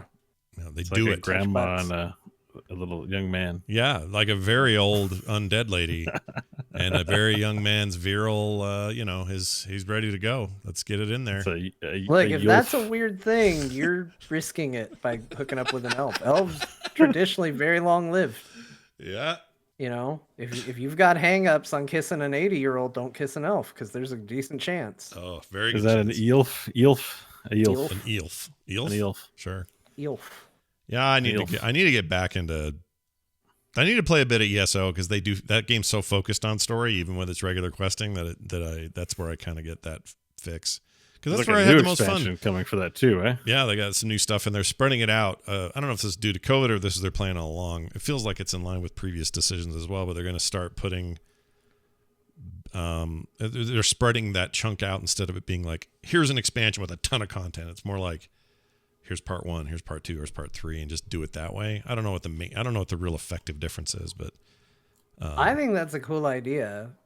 Personally, I thought Shadowlands, like each week you get a little more story. I thought that was really cool. Yeah. We ran out, and that was where I started to go, maybe I don't need to log in. But for the weeks that we were doing it, and my Covenant story was stupid. We were just collecting necklaces every week.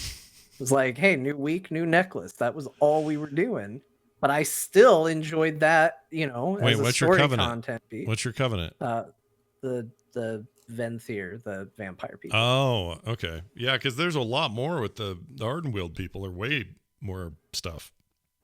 Or at least I think so. Right now it's kind of repetitive.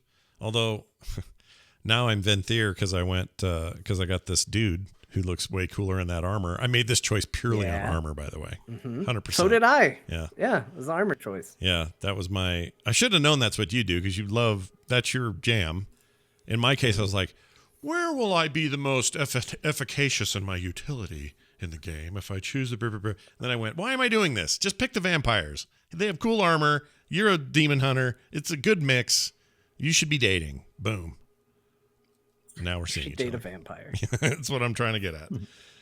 What else? I just started scratching the very tip of a game called Legend of Keepers, which I know sounds like a terrible mobile game, but it is a rad RPG thing set or on PC that's about to hit 1.0. I bought it on the cheap right before their launch. It's because it looked like it was going to go up. And it's totally my jam. It's one of these, think of it as like almost like reverse Darkest Dungeon. In that You're the Dungeon kind of. It's not Dungeon Keeper though. It's different than that. It's really hard to explain. I'm not nearly deep enough into it to give it any kind of full review, but I can tell people if they want to hear me like go into depth on it. My plan is to play a bunch more of it and talk about it in detail on next week's Boop Show and probably here as well.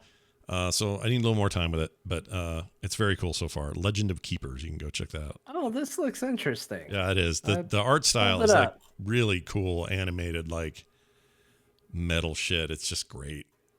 It's very cool. An awful name for something that looks so unique and cool. I agree. Legend of Keepers is tragic. Stupid. Yeah, it's a stupid name. Awful. But we're all out of names. The names are. But what else are you gonna do for your? We're all out of names. I don't know. Something that doesn't sound like you took the 18 most popular words in titles and just drew 2 of them out of a hat.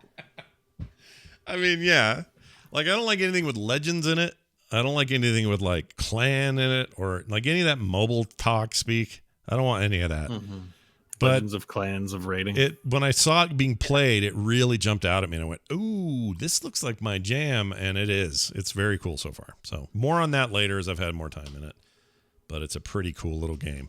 And then I just today bought, first time that I'm aware of this has ever happened to me. I bought a PC game based on an experience I started having on the mobile version of the game, and I liked it so much that I said, I don't want to play this here. I want to play this on my PC or something else. I don't want to play it on my phone because I think it seemed like a very cool experience, but I don't want to touch finger this thing. And that game is called Alba, a wildlife adventure. Which at first glance, finger this thing? it may did not want to touch finger Alba. it may look to onlookers like, oh well, this game looks like it's for kids. I mean, maybe, but so does Pokemon or 500,000 other things we all like. So I don't think. Yeah, that's fine. We'll hold it against it. But it's basically like you're on this island. You got a camera. Go around and get as many pictures of the wildlife as you can and identify what those wildlife are. I found a bunch of birds that are called tits. Now I know that's normal because birds have, like I still laughed. It's still funny, right? I couldn't help it. I'm 12, but anyway. So there's a bunch of that. There's a squirrel. There's other things. Then there's little jobs you have to do. Wow, there's a story. The most unique and wild wildlife. You saw birds. Guys, there's a squirrel in the game. It's awesome. You guys should play it. Finally, we can see the fantastic world of the outdoors in video game form. Birds and squirrels. So this is a game. This is a game that came out on Apple Arcade, and I was having so much fun with it. I went, I'd rather play this, not here. So that's what I did. It's on sale right now. Really well. So it's like an exploration game focused on the exploration part, basically. There's story. It's all very wholesome. It's like a. I mean, it's a really pretty game. It's kind of lo-fi in terms of like, it's intentionally kind of low poly or whatever, but it's pretty and nice draw distance and like controls are great. It goes great with a controller if you want to play it that way or mouse and keyboard, either way. I really like it. I like it a lot, and I'm going to keep at it. But I just downloaded it, so not a lot of time to sort of. In level 2, do you get to take pictures of prairie dogs and your neighbor's cat? Yes. Oh, I helped save a bottlenose dolphin from the beach. Oh, geez. Okay, there we go. Yep. I helped save it, and then we shoved it back out to sea and saved it. And my grandparents were there to go, yay, well, way to go. Here's a camera for doing such a good job. So that was cool. It's just a sweet its own kind of simulation of doing nice things in the world. Yeah, it's a sweet little game. Sometimes you find trash, you throw it in the garbage, and you get some points for doing that. Just a nice, casual, fun thing. Sometimes I like a game like that, so that's what I'm playing there. And for every download, they actually plant a tree. Right. Right. This is true. If you want, yeah. So this is really, a conscious gamer's choice. Yeah, they actually plant trees every time you buy it, which I think is kind of a cool thing as well.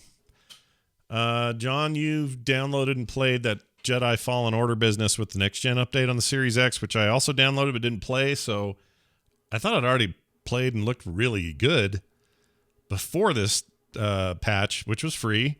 Very cool of them to do that. What do you think of it now? Is it better? Looks really good. Yeah. I mean, I wasn't even going to talk about this. I was going to just say, like, yeah, I had a typical week. I played Pokemon Go, whatever.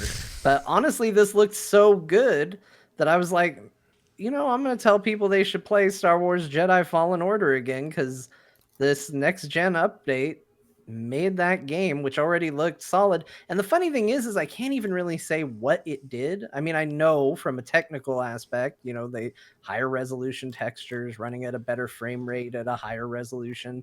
I know all of that. Yeah. But when I look at it, I'm like, oh, that's the game I played, but there's just something about it that looks way better. And that game's still really good. Highly recommend that game overall if you're into Star Wars. It has a very cool story, despite a very generic main character. Yeah. Also a boring name, if we're honest. Right? Cal Kestis or Star Wars Jedi Fallen Order? Star Wars Jedi Fallen Order. Mm-hmm. It's fine. It's fine. It's not as lame as Legend of Keepers. Not one of the worst ones. Yeah. Yeah. That's not the worst. Fallen Order is in that category of we pulled names out of a hat. Like, where there's an order and it's fallen. Like, yeah, okay, we got it. Right. I feel like Star Wars and Jedi are obligatory, so you're just looking at what they added to it and Fallen Order. Okay. Yeah. That sounds When right. does this take place? After the fall of the Jedi Order? Oh. They should have called it Star Wars The Bestus Kestis. Whoa. The bestest Kestis. That's not bad. See, Like, and you said all the titles were taken. Bo just came up with the bestest Kestis right here. Yeah, what was I? It's not a complaining serious suggestion. It's pretty bad. about? The but, bestest Kestis. They could have come up with something like Kestis Boys or Kestis's Journey or something. I don't know. Anyways, I'm just saying, like, if you're going to make an RPG, a fantasy RPG, you're all out of options these days. There's not a lot left. And if you do something too weird, no one's going to remember it. So you have to do stuff that's memorable. And so you don't forget. Like, Disco Elysium is memorable only because I don't know why it is. Why is it? Why is Disco Elysium? It's really off type. What RPG is called Disco anything? Like, yeah. Disco is a weird word. Elysium definitely sounds like a video game name. There's a sci-fi movie called Elysium, and that's definitely been used before. The disco part's what makes it unique, and also doesn't look like it has anything to do with discos. So, you don't see like a big silver ball, right? No, that's what they call those things. I think so. Yeah. Glitter. Dance. Yeah. Wait, not glitter balls. What do they call those? Disco balls. Disco ball. Just disco balls. Disco balls. Okay. Yeah. Disco balls. I said it very weird. Disco I don't know why. Not disco glitter balls. Okay. Glitter balls is what you get. It's what you give yourself before you go to the rave with your lady friend. You get the glitter balls. What? Yeah, you put glitter all over your nuts. Is that a real thing? You give yourself I have no balls? idea. I just know that. So the last time I was in a place where you could consider it like a dance club type place, I was there chaperoning for a bunch of kids or a bunch of teenagers. And the thing I noticed is most of the girls there had glitter all over their face and their hands and their arms. Any kind of exposed skin had glitter on them. Not like, all glitter, but just a smattering of glitter on every surface. And when they would be in a black light room or one of the dance rooms where the lights were like that, it would like really show up on them, make them look all glittery. So that's what I based that on. Time, I think. I don't know. Yeah. I don't know why you smattering of glitter on every surface is basically what you have anytime glitter is in play at all. Yeah. Oh, I went to a Michael's and touched something, not realizing it was glitter, and there was glitter on everything I owned after that trip. Yeah, for a long my lava time. lamp broke and it had glitter in it, and there's the patch on the floor that I can't get the glitter off. Can you tell me? Wait. The guitars are covering it. You can kind of see it there. You can't. But you can finally confirm something for me. What is in there in a lava lamp? What is that stuff? The goop. Well, I didn't get a proper lava lamp with the balls that go bloop. I got a glitter one. So all there is like weird juice and. What's the juice though? Is that glitter? A snow globe in a different shape. Is it just water in there? Yeah, well, I don't know. I mopped it up, whatever it was. I didn't taste it because I didn't actually break the glass. It's just the top came off. Yeah, and it leaked all over the floor, and there wasn't any left, or maybe there was, and I poured it in the sink. I just didn't ask. I was never curious about what's in there. I'm like, it's probably poisonous. Well, that's what I mean. Like, what if it was some kind of toxic? Maybe not poisonous, but toxic to like consume. Did it smell like anything? No. Okay. Like water. This is like a James Bond smell. Okay. I was a little freaked out and heartbroken because I really like that lamp, and I should get another one. But interesting. Anyway, so so I'm never going to have this answered. No one ever tells me. No one. I shouldn't say that. I could look it up on the internet. But whatever's in lava lamps. Ask John to show you where that is on the dark web. Yeah.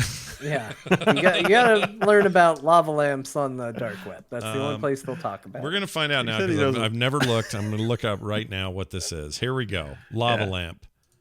Okay. A lava lamp is a decorative lamp invented in 1963 by British entrepreneur Edward Craven Walker, the founder of the lighting company Mathmos. Oh, yes, quite. Yes, it's quite. Let's see. We're going to get a lamp. We're going to fill it with it's okay, here it is. The lamp consists of a bolus of a special colored wax mixture inside a glass vessel, the remainder of which contains clear or translucent liquid, so probably, I guess, water. I don't know. So it's some kind of wax business. I think Ebola is a dangerous disease too. Yeah, Ebola is. Isn't that what you said? You said something like Ebola or something. No, like I said Mathmos. Oh, Mathmos. I heard Ebola, and I was like, Really? Yes, they have these hot lamps full of Ebola. Do not break them open. That's why it's getting everywhere. Where they had to. That's where they had to put it. Yeah, That's how we got. How we dealt with it. they're dangerous though. Like the old ones. How are people not dead every day with a lava lamp? Yeah, but I think they're not that dangerous anymore. Are they better now?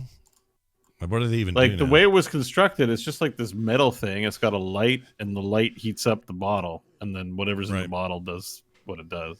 Right. So it makes it go. I mean, I was always worried it was gonna. I never left it on because it heats the actual lamp itself. So I didn't want to fire. I touched one when I was little and burnt myself. So I assumed actual lava. I assumed if you broke one of those, it just looked like the movie Alien. You assumed actual lava. So wait a minute. If you broke, did you guys ever have Stretch Armstrong when you were kids? Is that a thing? Yeah. Stretch Armstrong. Okay. Yeah. Maybe in America. Stretch only. Armstrong are very popular. Yeah. So it's basically this wrestler figure that was all mushy, and you could stretch him really far, hence the name. And you could take him like 12 feet that way and really stretch this guy out. And I remember just always being super curious about what's inside of him to make him stretch like that, but terrified to ever find out. I didn't ever want to know because I thought, well, whatever's in there can't be good for man. So I can't just open that thing up. And it's like those iridescent light tubes. If you smash it and breathe the dust, you just have every disease known to man. Oh, man. I've smashed a lot of those. Oh, when? Not recently, right? You're good? That was the hobby and another lifetime ago. Wait, a hobby of breaking iridescent? I'm not sure if I'm supposed to say. So wait a minute. You were breaking these for part of young Bo's vandalism days. Oh, okay. All right. I thought you were saying you were snorting coke out of him or something weird like that. Or... No. Okay. Just as a very young man, like in school, it was a fun hobby to go find them and take them and then go smash them in other parts of the school and try not to get caught. They are really fun to explode. They are. They make a loud bang. So that was the dare. It's like make a really loud bang and run for it and try not to get caught. That's the challenge. Yeah, they're hopefully make a super loud. Did either of you ever break into the school when it was closed? Yeah, once. No. One time. Yeah. I did just once though.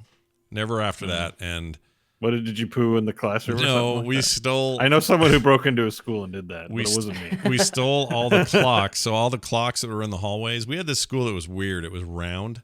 This was like a circular. Should we be talking about this? If we talked, we may have talked about this. Statue. No. I mean, should we be talking about it? At this point, statute of limitations. I don't care. They can come after me if they want for those damn clocks. But we went in there, and because the school's circular, it was like it's hard to explain. They're actually tearing it down because it's no longer up to fire code. But they're somebody circular stole halls. all the clocks. Yeah, someone took all the clocks. No one knew what time it was. But we went in there, took all the clocks, hid them in our lockers, and then got out. So we didn't break anything. And I think eventually the clocks ended up back where they were supposed to be. But the goal was to have all the teachers on Monday be like, where are the clocks? What time is it? How do we even live? Or whatever.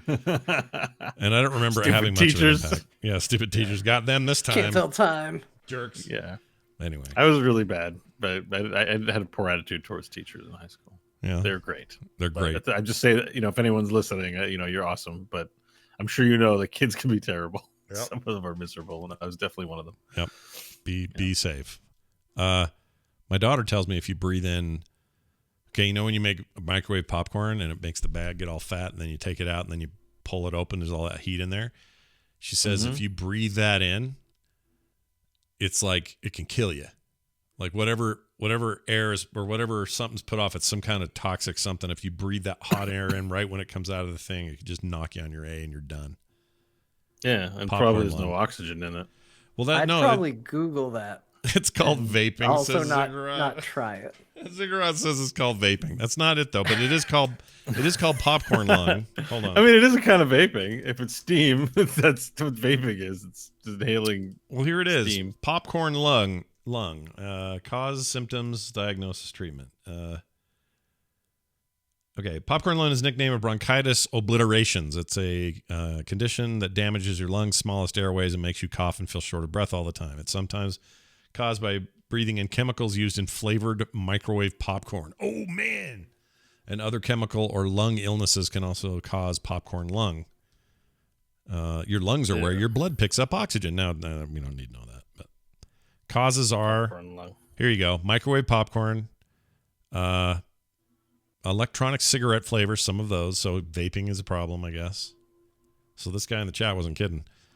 Eat some e-cigarettes. Some brands of e-cigarettes are banned in Europe because of it. And metal oxide fumes, sulfur dioxide, ammonia, chlorine, nitrogen oxides, hydrochloric acid, and sulfur mustard. My least favorite bread spread. Don't like the sulfur mustard. Yeah, I don't like the sulfur mustard. Yeah, we call it fart mustard around here. Sulfur mustard. Anyway, that was fun.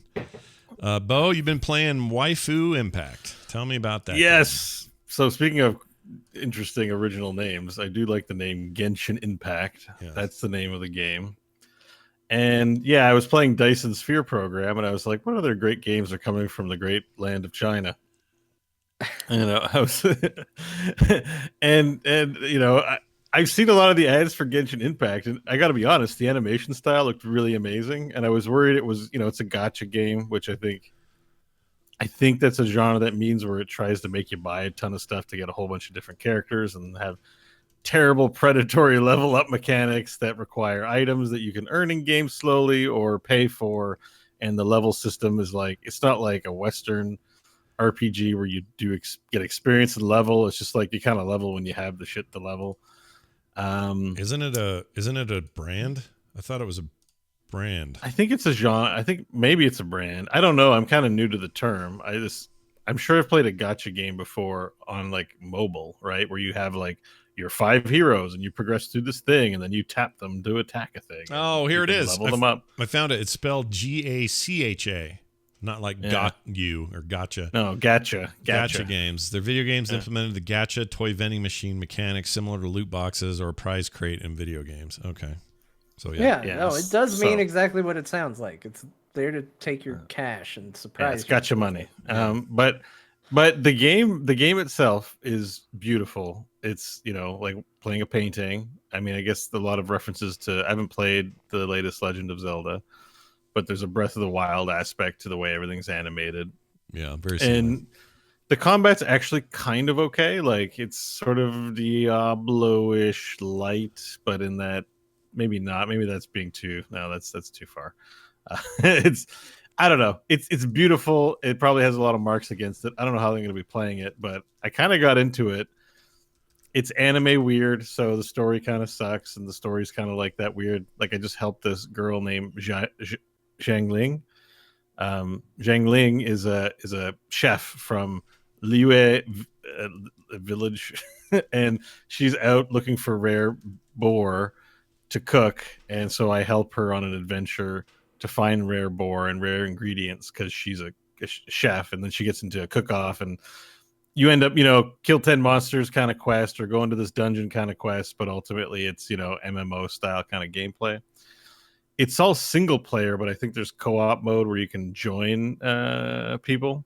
Mm-hmm. But everything's just so beautifully animated that I'm kind of, and, you know, I've been on the low APM side of games, and it was free to play. I haven't spent anything except for the $6.99 I did for my 60 Primo gems a day. So I did spend something. I like how I started by saying I didn't spend anything because I was ashamed. Yeah. But I actually spent $7. And I don't know. It's fun. I think if you look at it and feel like it's beautiful, like, check it out. It definitely has all the anime boys and girls that you're designed to adore. And you play as 4 characters and you just hot swap between them really quickly. And they also ended up being NPCs in your quest. So I have Lisa in my party. She's a librarian that knows lightning magic, but you can also visit her library, not a euphemism, and you go on a quest with her to get books returned. So, you know, it is what it is. I think the trailer, if you're just curious about what I'm talking about, the trailer will say it all, and you'll decide on the spot whether that's something you're going to play or not. But I've been playing it, and I'm enjoying it. This thing really took off. People love this. It's been a hot deal for a while. It's high quality. It's definitely high quality release. Like, are you playing on PC? Did you say? I forgot. Yeah, on PC. Okay. But I play with a controller. Like, it's a controller deal. I think you get a PlayStation 5 or whatever. Yeah. It's a lot of people playing it on Twitch too. It's like, oh, you know, there's like this whole element of trying to, I guess, like, get certain heroes and unlock certain stuff, and it's very open world. I don't know. I'm just curious. I think it more than anything, it's different from what I usually play, and it's still sort of maintaining my curiosity, even though it's a game loop that doesn't feel that unfamiliar. It's just kind of new, and I don't play that many games that are like full on Chinese games. Like this isn't like a Japanese or Korean game. This is like a Chinese game. So I don't know. I've just been kind of checking it out, seeing what it's like. I can't really recommend it, but it is beautiful and it is fun in that way. A casual kind of game experience like that can be. Animated so gorgeous though, but yeah, nice. There you go. Genshin Impact. Finally, one of us played it. I tried it on phone, and I don't think I may have downloaded it and never launched it because it's free on. It's free on phones. Yeah. Oh, it's on phones too, eh? Yeah. Oh, it's everywhere. That thing is. Well, it's everywhere except Steam or other places I trust. You have to go get their weird downloader and stuff. Yeah. I wish they'd put it somewhere like that, but anyway, well, that's cool. More Dyson Sphere program as well. I've been playing that more as well. I'm on my third planet. I'm on my third planet. Oh, geez.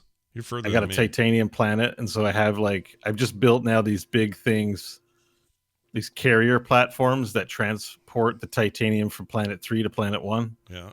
And then when it gets to planet 1, I got to do things to make more different colored cubes. At the end of the day, it's about making these energon cubes about different colors and then using that to power more tech and get more sophisticated. Yeah. I'm definitely looking forward. The problem with Dyson Sphere program is like that's a game where I need some open road ahead of me. I need a good 6 hours because it's I kind of need to start over. It's just I know I can't because my conveyor belt system is such garbage. Yeah. But I'm like 20 hours in at this point. Yeah. So I'm like playing. I'm like half unhappy with my playthrough and half knowing like it's just gonna suck so many more hours from me because like the level of complexity getting this whole thing running. I'm just like, oh my god. Yeah. It gets that game gets pretty nuts on like how much planning you have to do, and so it's a beast. I'm enjoying it quite a bit still. It's a beast. It's really good though. John, did you say you got Satisfactory on sale, or you were thinking about it? What was the deal? I thought about it till I saw it was like just $5. Oh, yeah. It's not much. I was unsatisfied. That's an unsatisfactory price drop. Yeah, that's what I was trying to say. That game's is that multiplayer? Like for it. I think they're all. I think it is. They're all co-op, right? I think so. I've never done it though. I thought Satisfactory because it's like a first-person thing. It's something you do with other people. Oh yeah, I know you can play it on your own. Satisfactory might be on Game Pass too.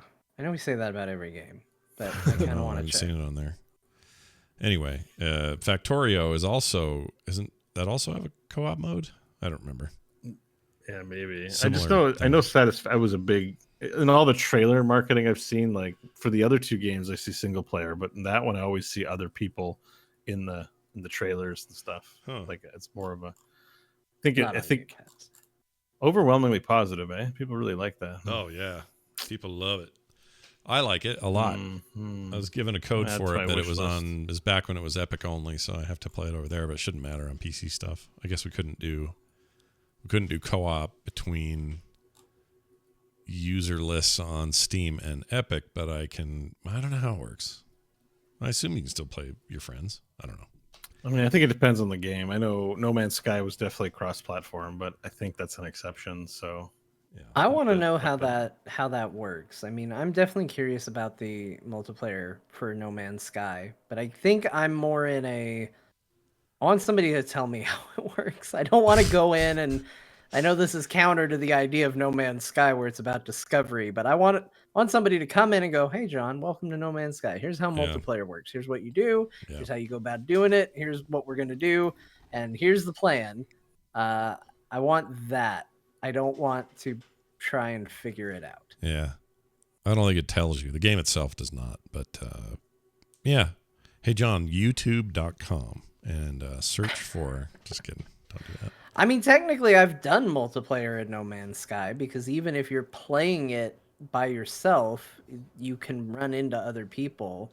It's very rare unless you go to a hub where there's going to be a bunch of people and they give missions now where everybody gets sent to the same planet. And as a result, you will show up in a place where a bunch of people are running around on that planet doing stuff. It's kind of crazy what it's like. Yeah, that game's nuts. I really need to be playing it more. By the way, the Series X version of that game is really tight. It's very good. Well, it's as good as the PC version, I guess, but it's very good. Anyway, all right. I forgot Hearthstone. You're playing that again. That's fun. What are you playing? Yeah, I've been playing Demon Hunter. I'm playing a stupid one-shot kill deck. Oh. Just stack everything onto the twin glaives. And did you hear all this recent stuff about core deck getting huge changes? Yeah, I'm kind of interested. So, like, it's funny because I actually have all the basics and rares from the last 2 sets, and a whole bunch of sets will be rotating out. So, I got them all from free to play. Like, I bought the Tavern Pass. Yeah. That's the only money I spent. And then I spent my gold on the Battlegrounds perks. And then I've just been free to playing it. And I've got like competitive decks now. So I'm like, it's been great. I mean, I don't play a ton, but like it's been filling up those spots where I won't have an hour or two to kind of play a game that honestly I used to fill with thick games like Heroes. And I was playing League of Legends for a little while recently.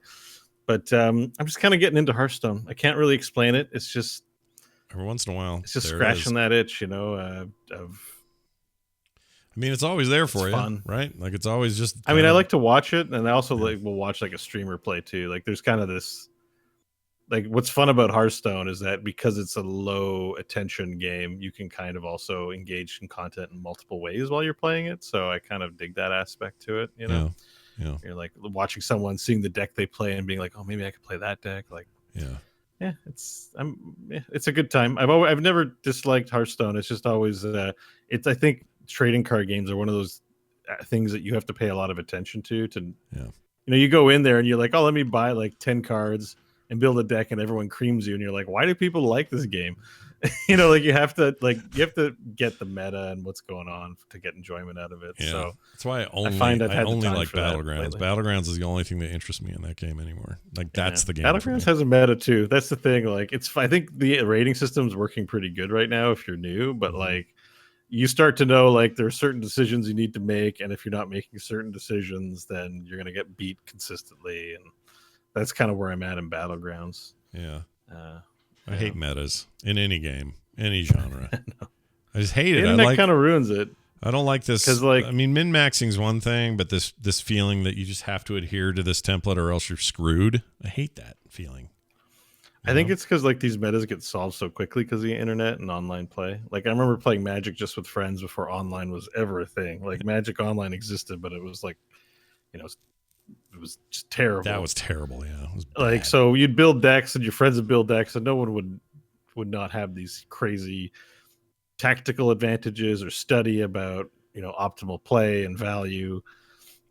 So you would just have fun and like, "Oh, you beat me with your dumb deck, and let me see if I can't fix my deck to beat yours." And like that's how you play. Now it's like, well, there's been 5 million games played with this deck and has a 60% win rate. So if you're playing this or the other 60% deck, if you're not doing that, you're just sucking.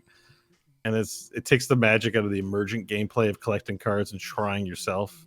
Yeah. To do what we're doing in like Dyson Sphere program, which is just like, we're figuring things out. I guess they call it that the emergent gameplay. Like it's just that discovery feeling. Yeah, I love that feeling. Card games have ruined it because within a day or two, so like millions of games have been played and they're already, within a week, like saying like these are the decks to play.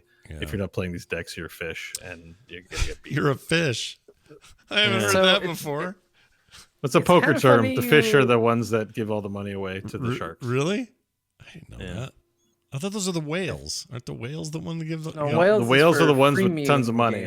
Yeah. Oh. Spend money. Okay. They might be sharky or they might be fishy, but they have lots of money. The losing doesn't matter to them. But if you're like playing with if you're gambling with your only $1,000 you have in life, and you won't be able to make rent if you lose it, you are not a whale. Well, I think I just figured it out why I don't like CCGs, but I do like deck builders, and it's because deck builders send me on my own to figure things out, and it's on me to figure it out. And there could be metas there too, but I'm not going to think about those. I'm going to play Slay the Spire the way it feels good to me, and I can do that, and the game will let me do that. But if I want to compete in Hearthstone, I can't play that way. I have to adhere to everyone else's You can do rules. that with the single player content at least. Yeah, that's true. Some of the adventures are really good. That they, the roguelike Slay the Spire ones that they've done are really good. Yeah. But yeah, you're right. Like you want to play with people, and I mean, even with the few friends that I've played in direct matches, they've always been like, "Well, you know how to play better than I do, and you know what all the decks are. Like, you're just gonna beat me. Like, what's the point of this?" I'm like, "Okay, well, yeah, So- no, that's what it is." I swear I wasn't going to talk about it. Uh-oh. Now I have a relevant reason to. Okay. It's part of the reason why I'm enjoying Pokemon Go so much right now. All right. Because Pokemon Go has a PvP battle mode in it. It's not the most insanely robust thing. It's essentially you pick a team of 3. Each of those 3 Pokemon have 2 moves that they know. One that is every time they do their basic attack, and one is a charged attack. And you get 2 defense shields that automatically blocks a charged attack. And that's Defense it. shields. That's the strategy that you use to go up against each other. But what I've really been enjoying doing it. My wife likes it even more than I do. And the reason is because as you guys were saying this, it's because I haven't gotten involved in that meta at all. I just log in and I'm like, these are 3 really good Pokemon that I think will do a fine job for me. I seem to have good luck with these 3. Let's try it and see how those go up against other people. And it feels like even if I went and I looked and it was like, okay, well, what are the best attackers and all of this and what are the best moves for these? It feels like just picking 3 Pokemon out of, I think I have something like 513 right now. Oh my god! Like, how are you going to judge what somebody else gets? You don't get to base your team off of their team. So like there is this element of, I don't know what's coming. It could basically be anything. There is kind of just a coin toss of, it could go either way, but there's just enough strategy there to keep me interested. And it's because it doesn't have that meta element and I'm inventing it on my own. Like we sat there and went, well, this Pokemon attacks really fast. And I've noticed that if I store my attacks and then switch and then use my shield here, we can do this. And so my wife and I have been inventing our own in the house meta for this game, but it's certainly not anything we found online. We probably could if we cared enough to do it, but it's been fun. And that kind of got me back in I'm enjoying a competitive multiplayer experience because I wasn't just having a website tell me this is what you do. Although there's definitely a difference between playing at night when adults are probably playing it versus playing during the day when children are probably playing it. And I'm be honest, it's way more fun when you're just destroying children at the game and you're like, you don't even know how to play a game. Your mom gave you her iPhone and I'm going to destroy you now. I thought it'd be the other way around. I figured it'd be the dumb adults who didn't know what they were doing, but apparently... Well, yeah, it could be. I'm a dumb adult that doesn't know what they're doing. So there's definitely us out there. Sure. But for some reason, during the day, it's easy. And during the night, it's hard. Maybe it's the kids. Maybe the kids are not in school and then now they're owning us. So maybe it is dumb adults. It could be. You're not going to PokemonMeta.com or whatever the site is Right. to be like, what are the effective strategies for beating the gym? For me, that was like, I don't have these things. I got to get them. And exactly. For me, that was what Heroes was for me. If I played it during a weekday in the daytime, I'd do all right in solo matches. I'd do really well. But at night or in the weekends, I'd get destroyed without friends. Like. Weekend Warriors and MOBAs too, especially in Heroes. Friday night was full of yahoos. Like I don't know if it was kids or what it was. It just all the drunk and high yahoos were playing, and they would tell you that in chat. They'd be like, "Sorry, I'm high," woo, and they'd be dropping f-bombs and all that stuff. Yeah. No, that definitely was my experience. Yeah, Fridays were the worst. Don't play ranked on Fridays. Still think it's a bad idea even now. Even now, it's bad. Yeah. I love it. For some reason, everyone's got that Friday energy, but then they're just out there to do anything but play a serious game of Heroes. Like, they're just full of ego and just the wrong kind of energy, I guess. Do you ever worry? I don't know what I'll think when this happens. Blizzard ever says, like, what if next week at BlizzCon Line they said, BlizzCon Line. What if they said, this is the final year of Heroes. Servers will stay active through 2022, but after that, that would just be the saddest. I mean, it'd be the year to do it because no one's going to physically be there, so there won't be any actual riot. Right. Wasn't there going to, like, with there's some worry about a riot with the Hong Kong stuff. Oh yeah, that's right. Everybody was all this. That all happened around that time. Like, I don't know. It'd be the year to do it, to say, like, guys, Heroes, no more dev team. Whatever we have left in the pipeline's coming out. There you go. Great. But then it's going to sunset. They're going to keep it online, and it's just going to be like the other games, just there. That freaking 2018 security, man. They should probably do us the courtesy of doing that, honestly, at this point. Like, I just don't see what the point of having skins and purchases in the MOBA is if they're not investing in it beyond. I don't know. If there's no future in it, then why bother? Right.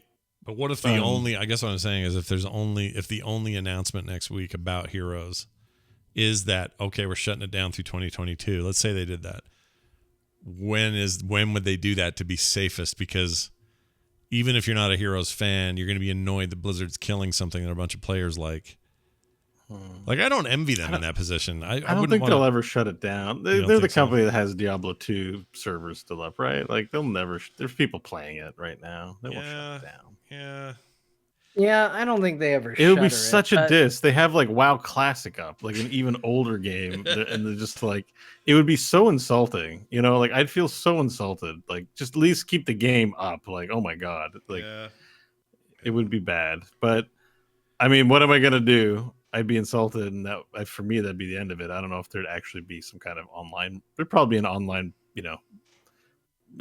complaint fest, But all their games are better for it. That's the thing. Like, all their games are gonna get worse. They get rid of Heroes, because I got to tell you, every Blizzard game their current content has been informed by Heroes of the Storm in some way. Yeah. Slight spoilers for Shadowlands. You fight Kel'Thuzad at one point. Yeah. And as I was fighting him, a giant lance of ice came out from the ground, and I ran away from it. And then he shot it with a chain, and he shot me with a chain and yanked me to it and threw all his shit on the ground. And I was like, I'm fighting freaking Heroes of the Storm Kel'Thuzad. Yeah. This is amazing. Yeah. Like, it was the coolest feeling to all of a sudden be playing a different game and go, oh my gosh, this is his Heroes of the Storm moveset. Well, that was amazing. And it happened in BFA. You had that whole thing with what's the damn Murloc? Murky. Where you used all his abilities. They also you had a fight with Muradin at one point when you were in I forgot the name of that battleground crap they made. I hated it, but when you fought him, he was doing all his moves, including getting all like crystallized or not crystallized, turning to stone to try to protect himself before he died. Like, all that stuff ripped right from Heroes. You're right. There's like that DNA is all over the place. They changed Lucio in Overwatch to have the ring and color settings. Well, not color settings. It was always the same, but the ring that he has in Heroes. Yep. Every game has benefited. Diablo got items named after Johanna. Yep. Well, he did that a bunch of that, where they would refer to what happened to these characters when they got sucked into the Nexus, and then the things they left behind. And it wasn't just her. Somebody else had that. I love that. Well, I mean, it's possible they could shut down Heroes because they're working on Heroes of the Storm 2. And they're going to fix all the mistakes they made with the first one and really go at it. I mean, I doubt it. It's dreaming in Technicolor, but I mean, League is getting long in the tooth. Like, what's League doing to replace its game? Like, someone could come along and kick Riot in the nuts. Like, I've been watching a lot of professional League lately as well. It's a great game, but it's definitely the same game it's been for years. Like, if someone actually innovates on MOBAs in a significant way that is pleasing competitively, they will get their lunch taken away from them. Yeah, it's pretty clear to me. And like, Blizzard might be the one to do it. I just don't think they have the energy behind it. But you never know. It's Blizzard. Yeah, they could change their minds.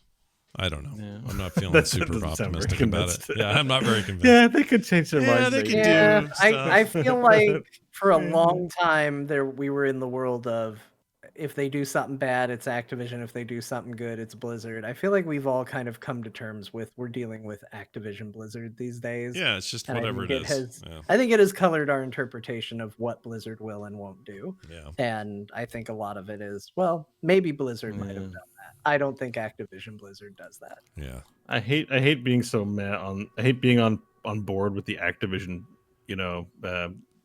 poo-poo train. Yeah. Activision's ruining Blizzard, but it's kind of also hard not to be like, I don't know, there's something not quite what it was before.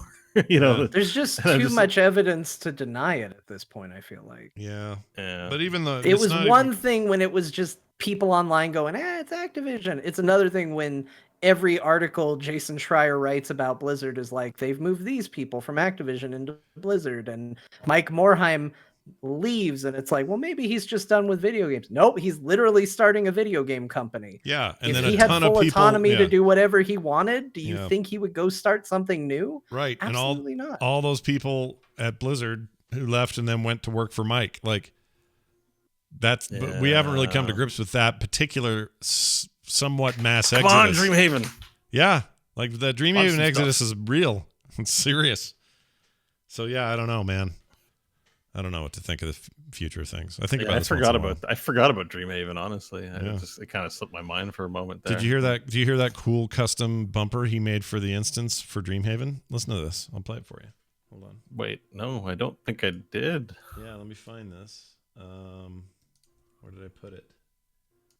Here it is. Mike Morhaime sent this in for the instance, and it's totally legit. Listen to this. Hi, I'm Mike Morhaime from Dreamhaven, and you're listening to The Instance. Isn't that crazy? That's awesome that he did that. That's amazing. That's so great. Yeah. I would have thought he would have been too busy setting up the company to give you that, but I mean, it's just a few seconds, a small bit of his day, big deal for Scott. It's amazing. I love that the voice I chose for that was just Dreamhaven, like it wasn't even close to Mike. No, that's 100% what I wanted that clip to be. Hello, China. All right, hello, China. Hello, China. That's gonna do it for today's show, everyone. Thank you for joining us. Whoa, that's not the right tab. Hold on. That was great, though. That's wrong. That's an instance thing. Hold on, Core. There you are. All right, we're done. This is it. We've did it. Now, here's the thing. We talk about it every week, but I'm going to mention it again on our Patreon. Every episode, we do a bunch of bonus stuff. In fact, today there's a whole extra 30-minute bonus show that happened before the show happened. And so, if you want to hear that and get that as part of your benefits, that's the only place to do it. So head on over there to patreon.com/core show. And take advantage of that. I recommend that. Yeah, you should. You really should. Also, don't know what next week looks like yet because the BlizzCon stuff is going to be a little nutty. We're going to be doing a lot of coverage in and around here for that. I think Core should go off just fine as normal. I can't think of any reason why it wouldn't on Thursday night, but we'll let you know if something's weird. Are you streaming any of it? Maybe doing some co-stream stuff on Friday and Saturday. Still trying to figure out what parts and with who and why. It's all kind of up in the air right now. I was thinking I might do that too, but then if you were doing it, then maybe let's do it together. We could totally, for a Core thing. Like I don't know. Just anyways, we could totally do it together. Yeah. We could totally do it together. I have no problem. I took the day off. It's funny. I took the day off work, but it starts at 2 p.m. Pacific, so it doesn't actually start till 5. So I'm going to be doing nothing all day until it starts at 5 p.m. But whatever, I'm sticking to my plans. So, I also thought it would be actually earlier. Really looking. I just want to watch a BlizzCon live. Gosh, that seems bad, and just like feel like a kid and just enjoy it for what it is. So I think the fact I've made my own theory that because Corey Stockton's Twitter account changed. This is a public thing, so this is why I'm basing it on this, but he changed his Twitter account to say game director at Blizzard. That makes me think that they're ready to announce whatever it is he's been secretly in charge of. So that's I'm actually stoked. That tinfoil hat. Yeah, tinfoil hatty as hell. I don't have any pure confirmation on much, but I really want that to be true so we can see what they're finally doing in there. Like, what have these incubators been up to? Pure conjecture. I have no idea. I just saw that Twitter change. It'll blow our socks off with how awesome and unexpected it is. I hope so. They could really use a win in the column. So, and it's been a little. Usually they do this every year, so it's been a year and a half. So a little more time to cook some chicken. Yeah, all the chicken being cooked. We're pretty excited about. It might be a bigger chicken this year. Yeah, big chicken. Full hearts can't lose. All right. That's going to do it for the show. Thank you all for watching. Leave us reviews wherever you get your podcasts. If you're confused about where all that is, go to frogpants.com/core. Send us your emails, talktothecore@gmail.com. Follow us on Twitter, CorePod, John_Jagger. I'm at Scott Johnson, Bo's at Bo Schwartz. That will do it for the show. Thank you all for watching. Oh, any final words, John? Knock 'em dead. What do you got? BlizzConline, a quality name for a quality product. Nice. Well done, Bo. BlizzConline, not quite as good name for not quite as good product. BlizzConline. I like it. More emphasis on the wrong syllable. That's it, everybody. Thanks. Have a great week. We'll see you next time.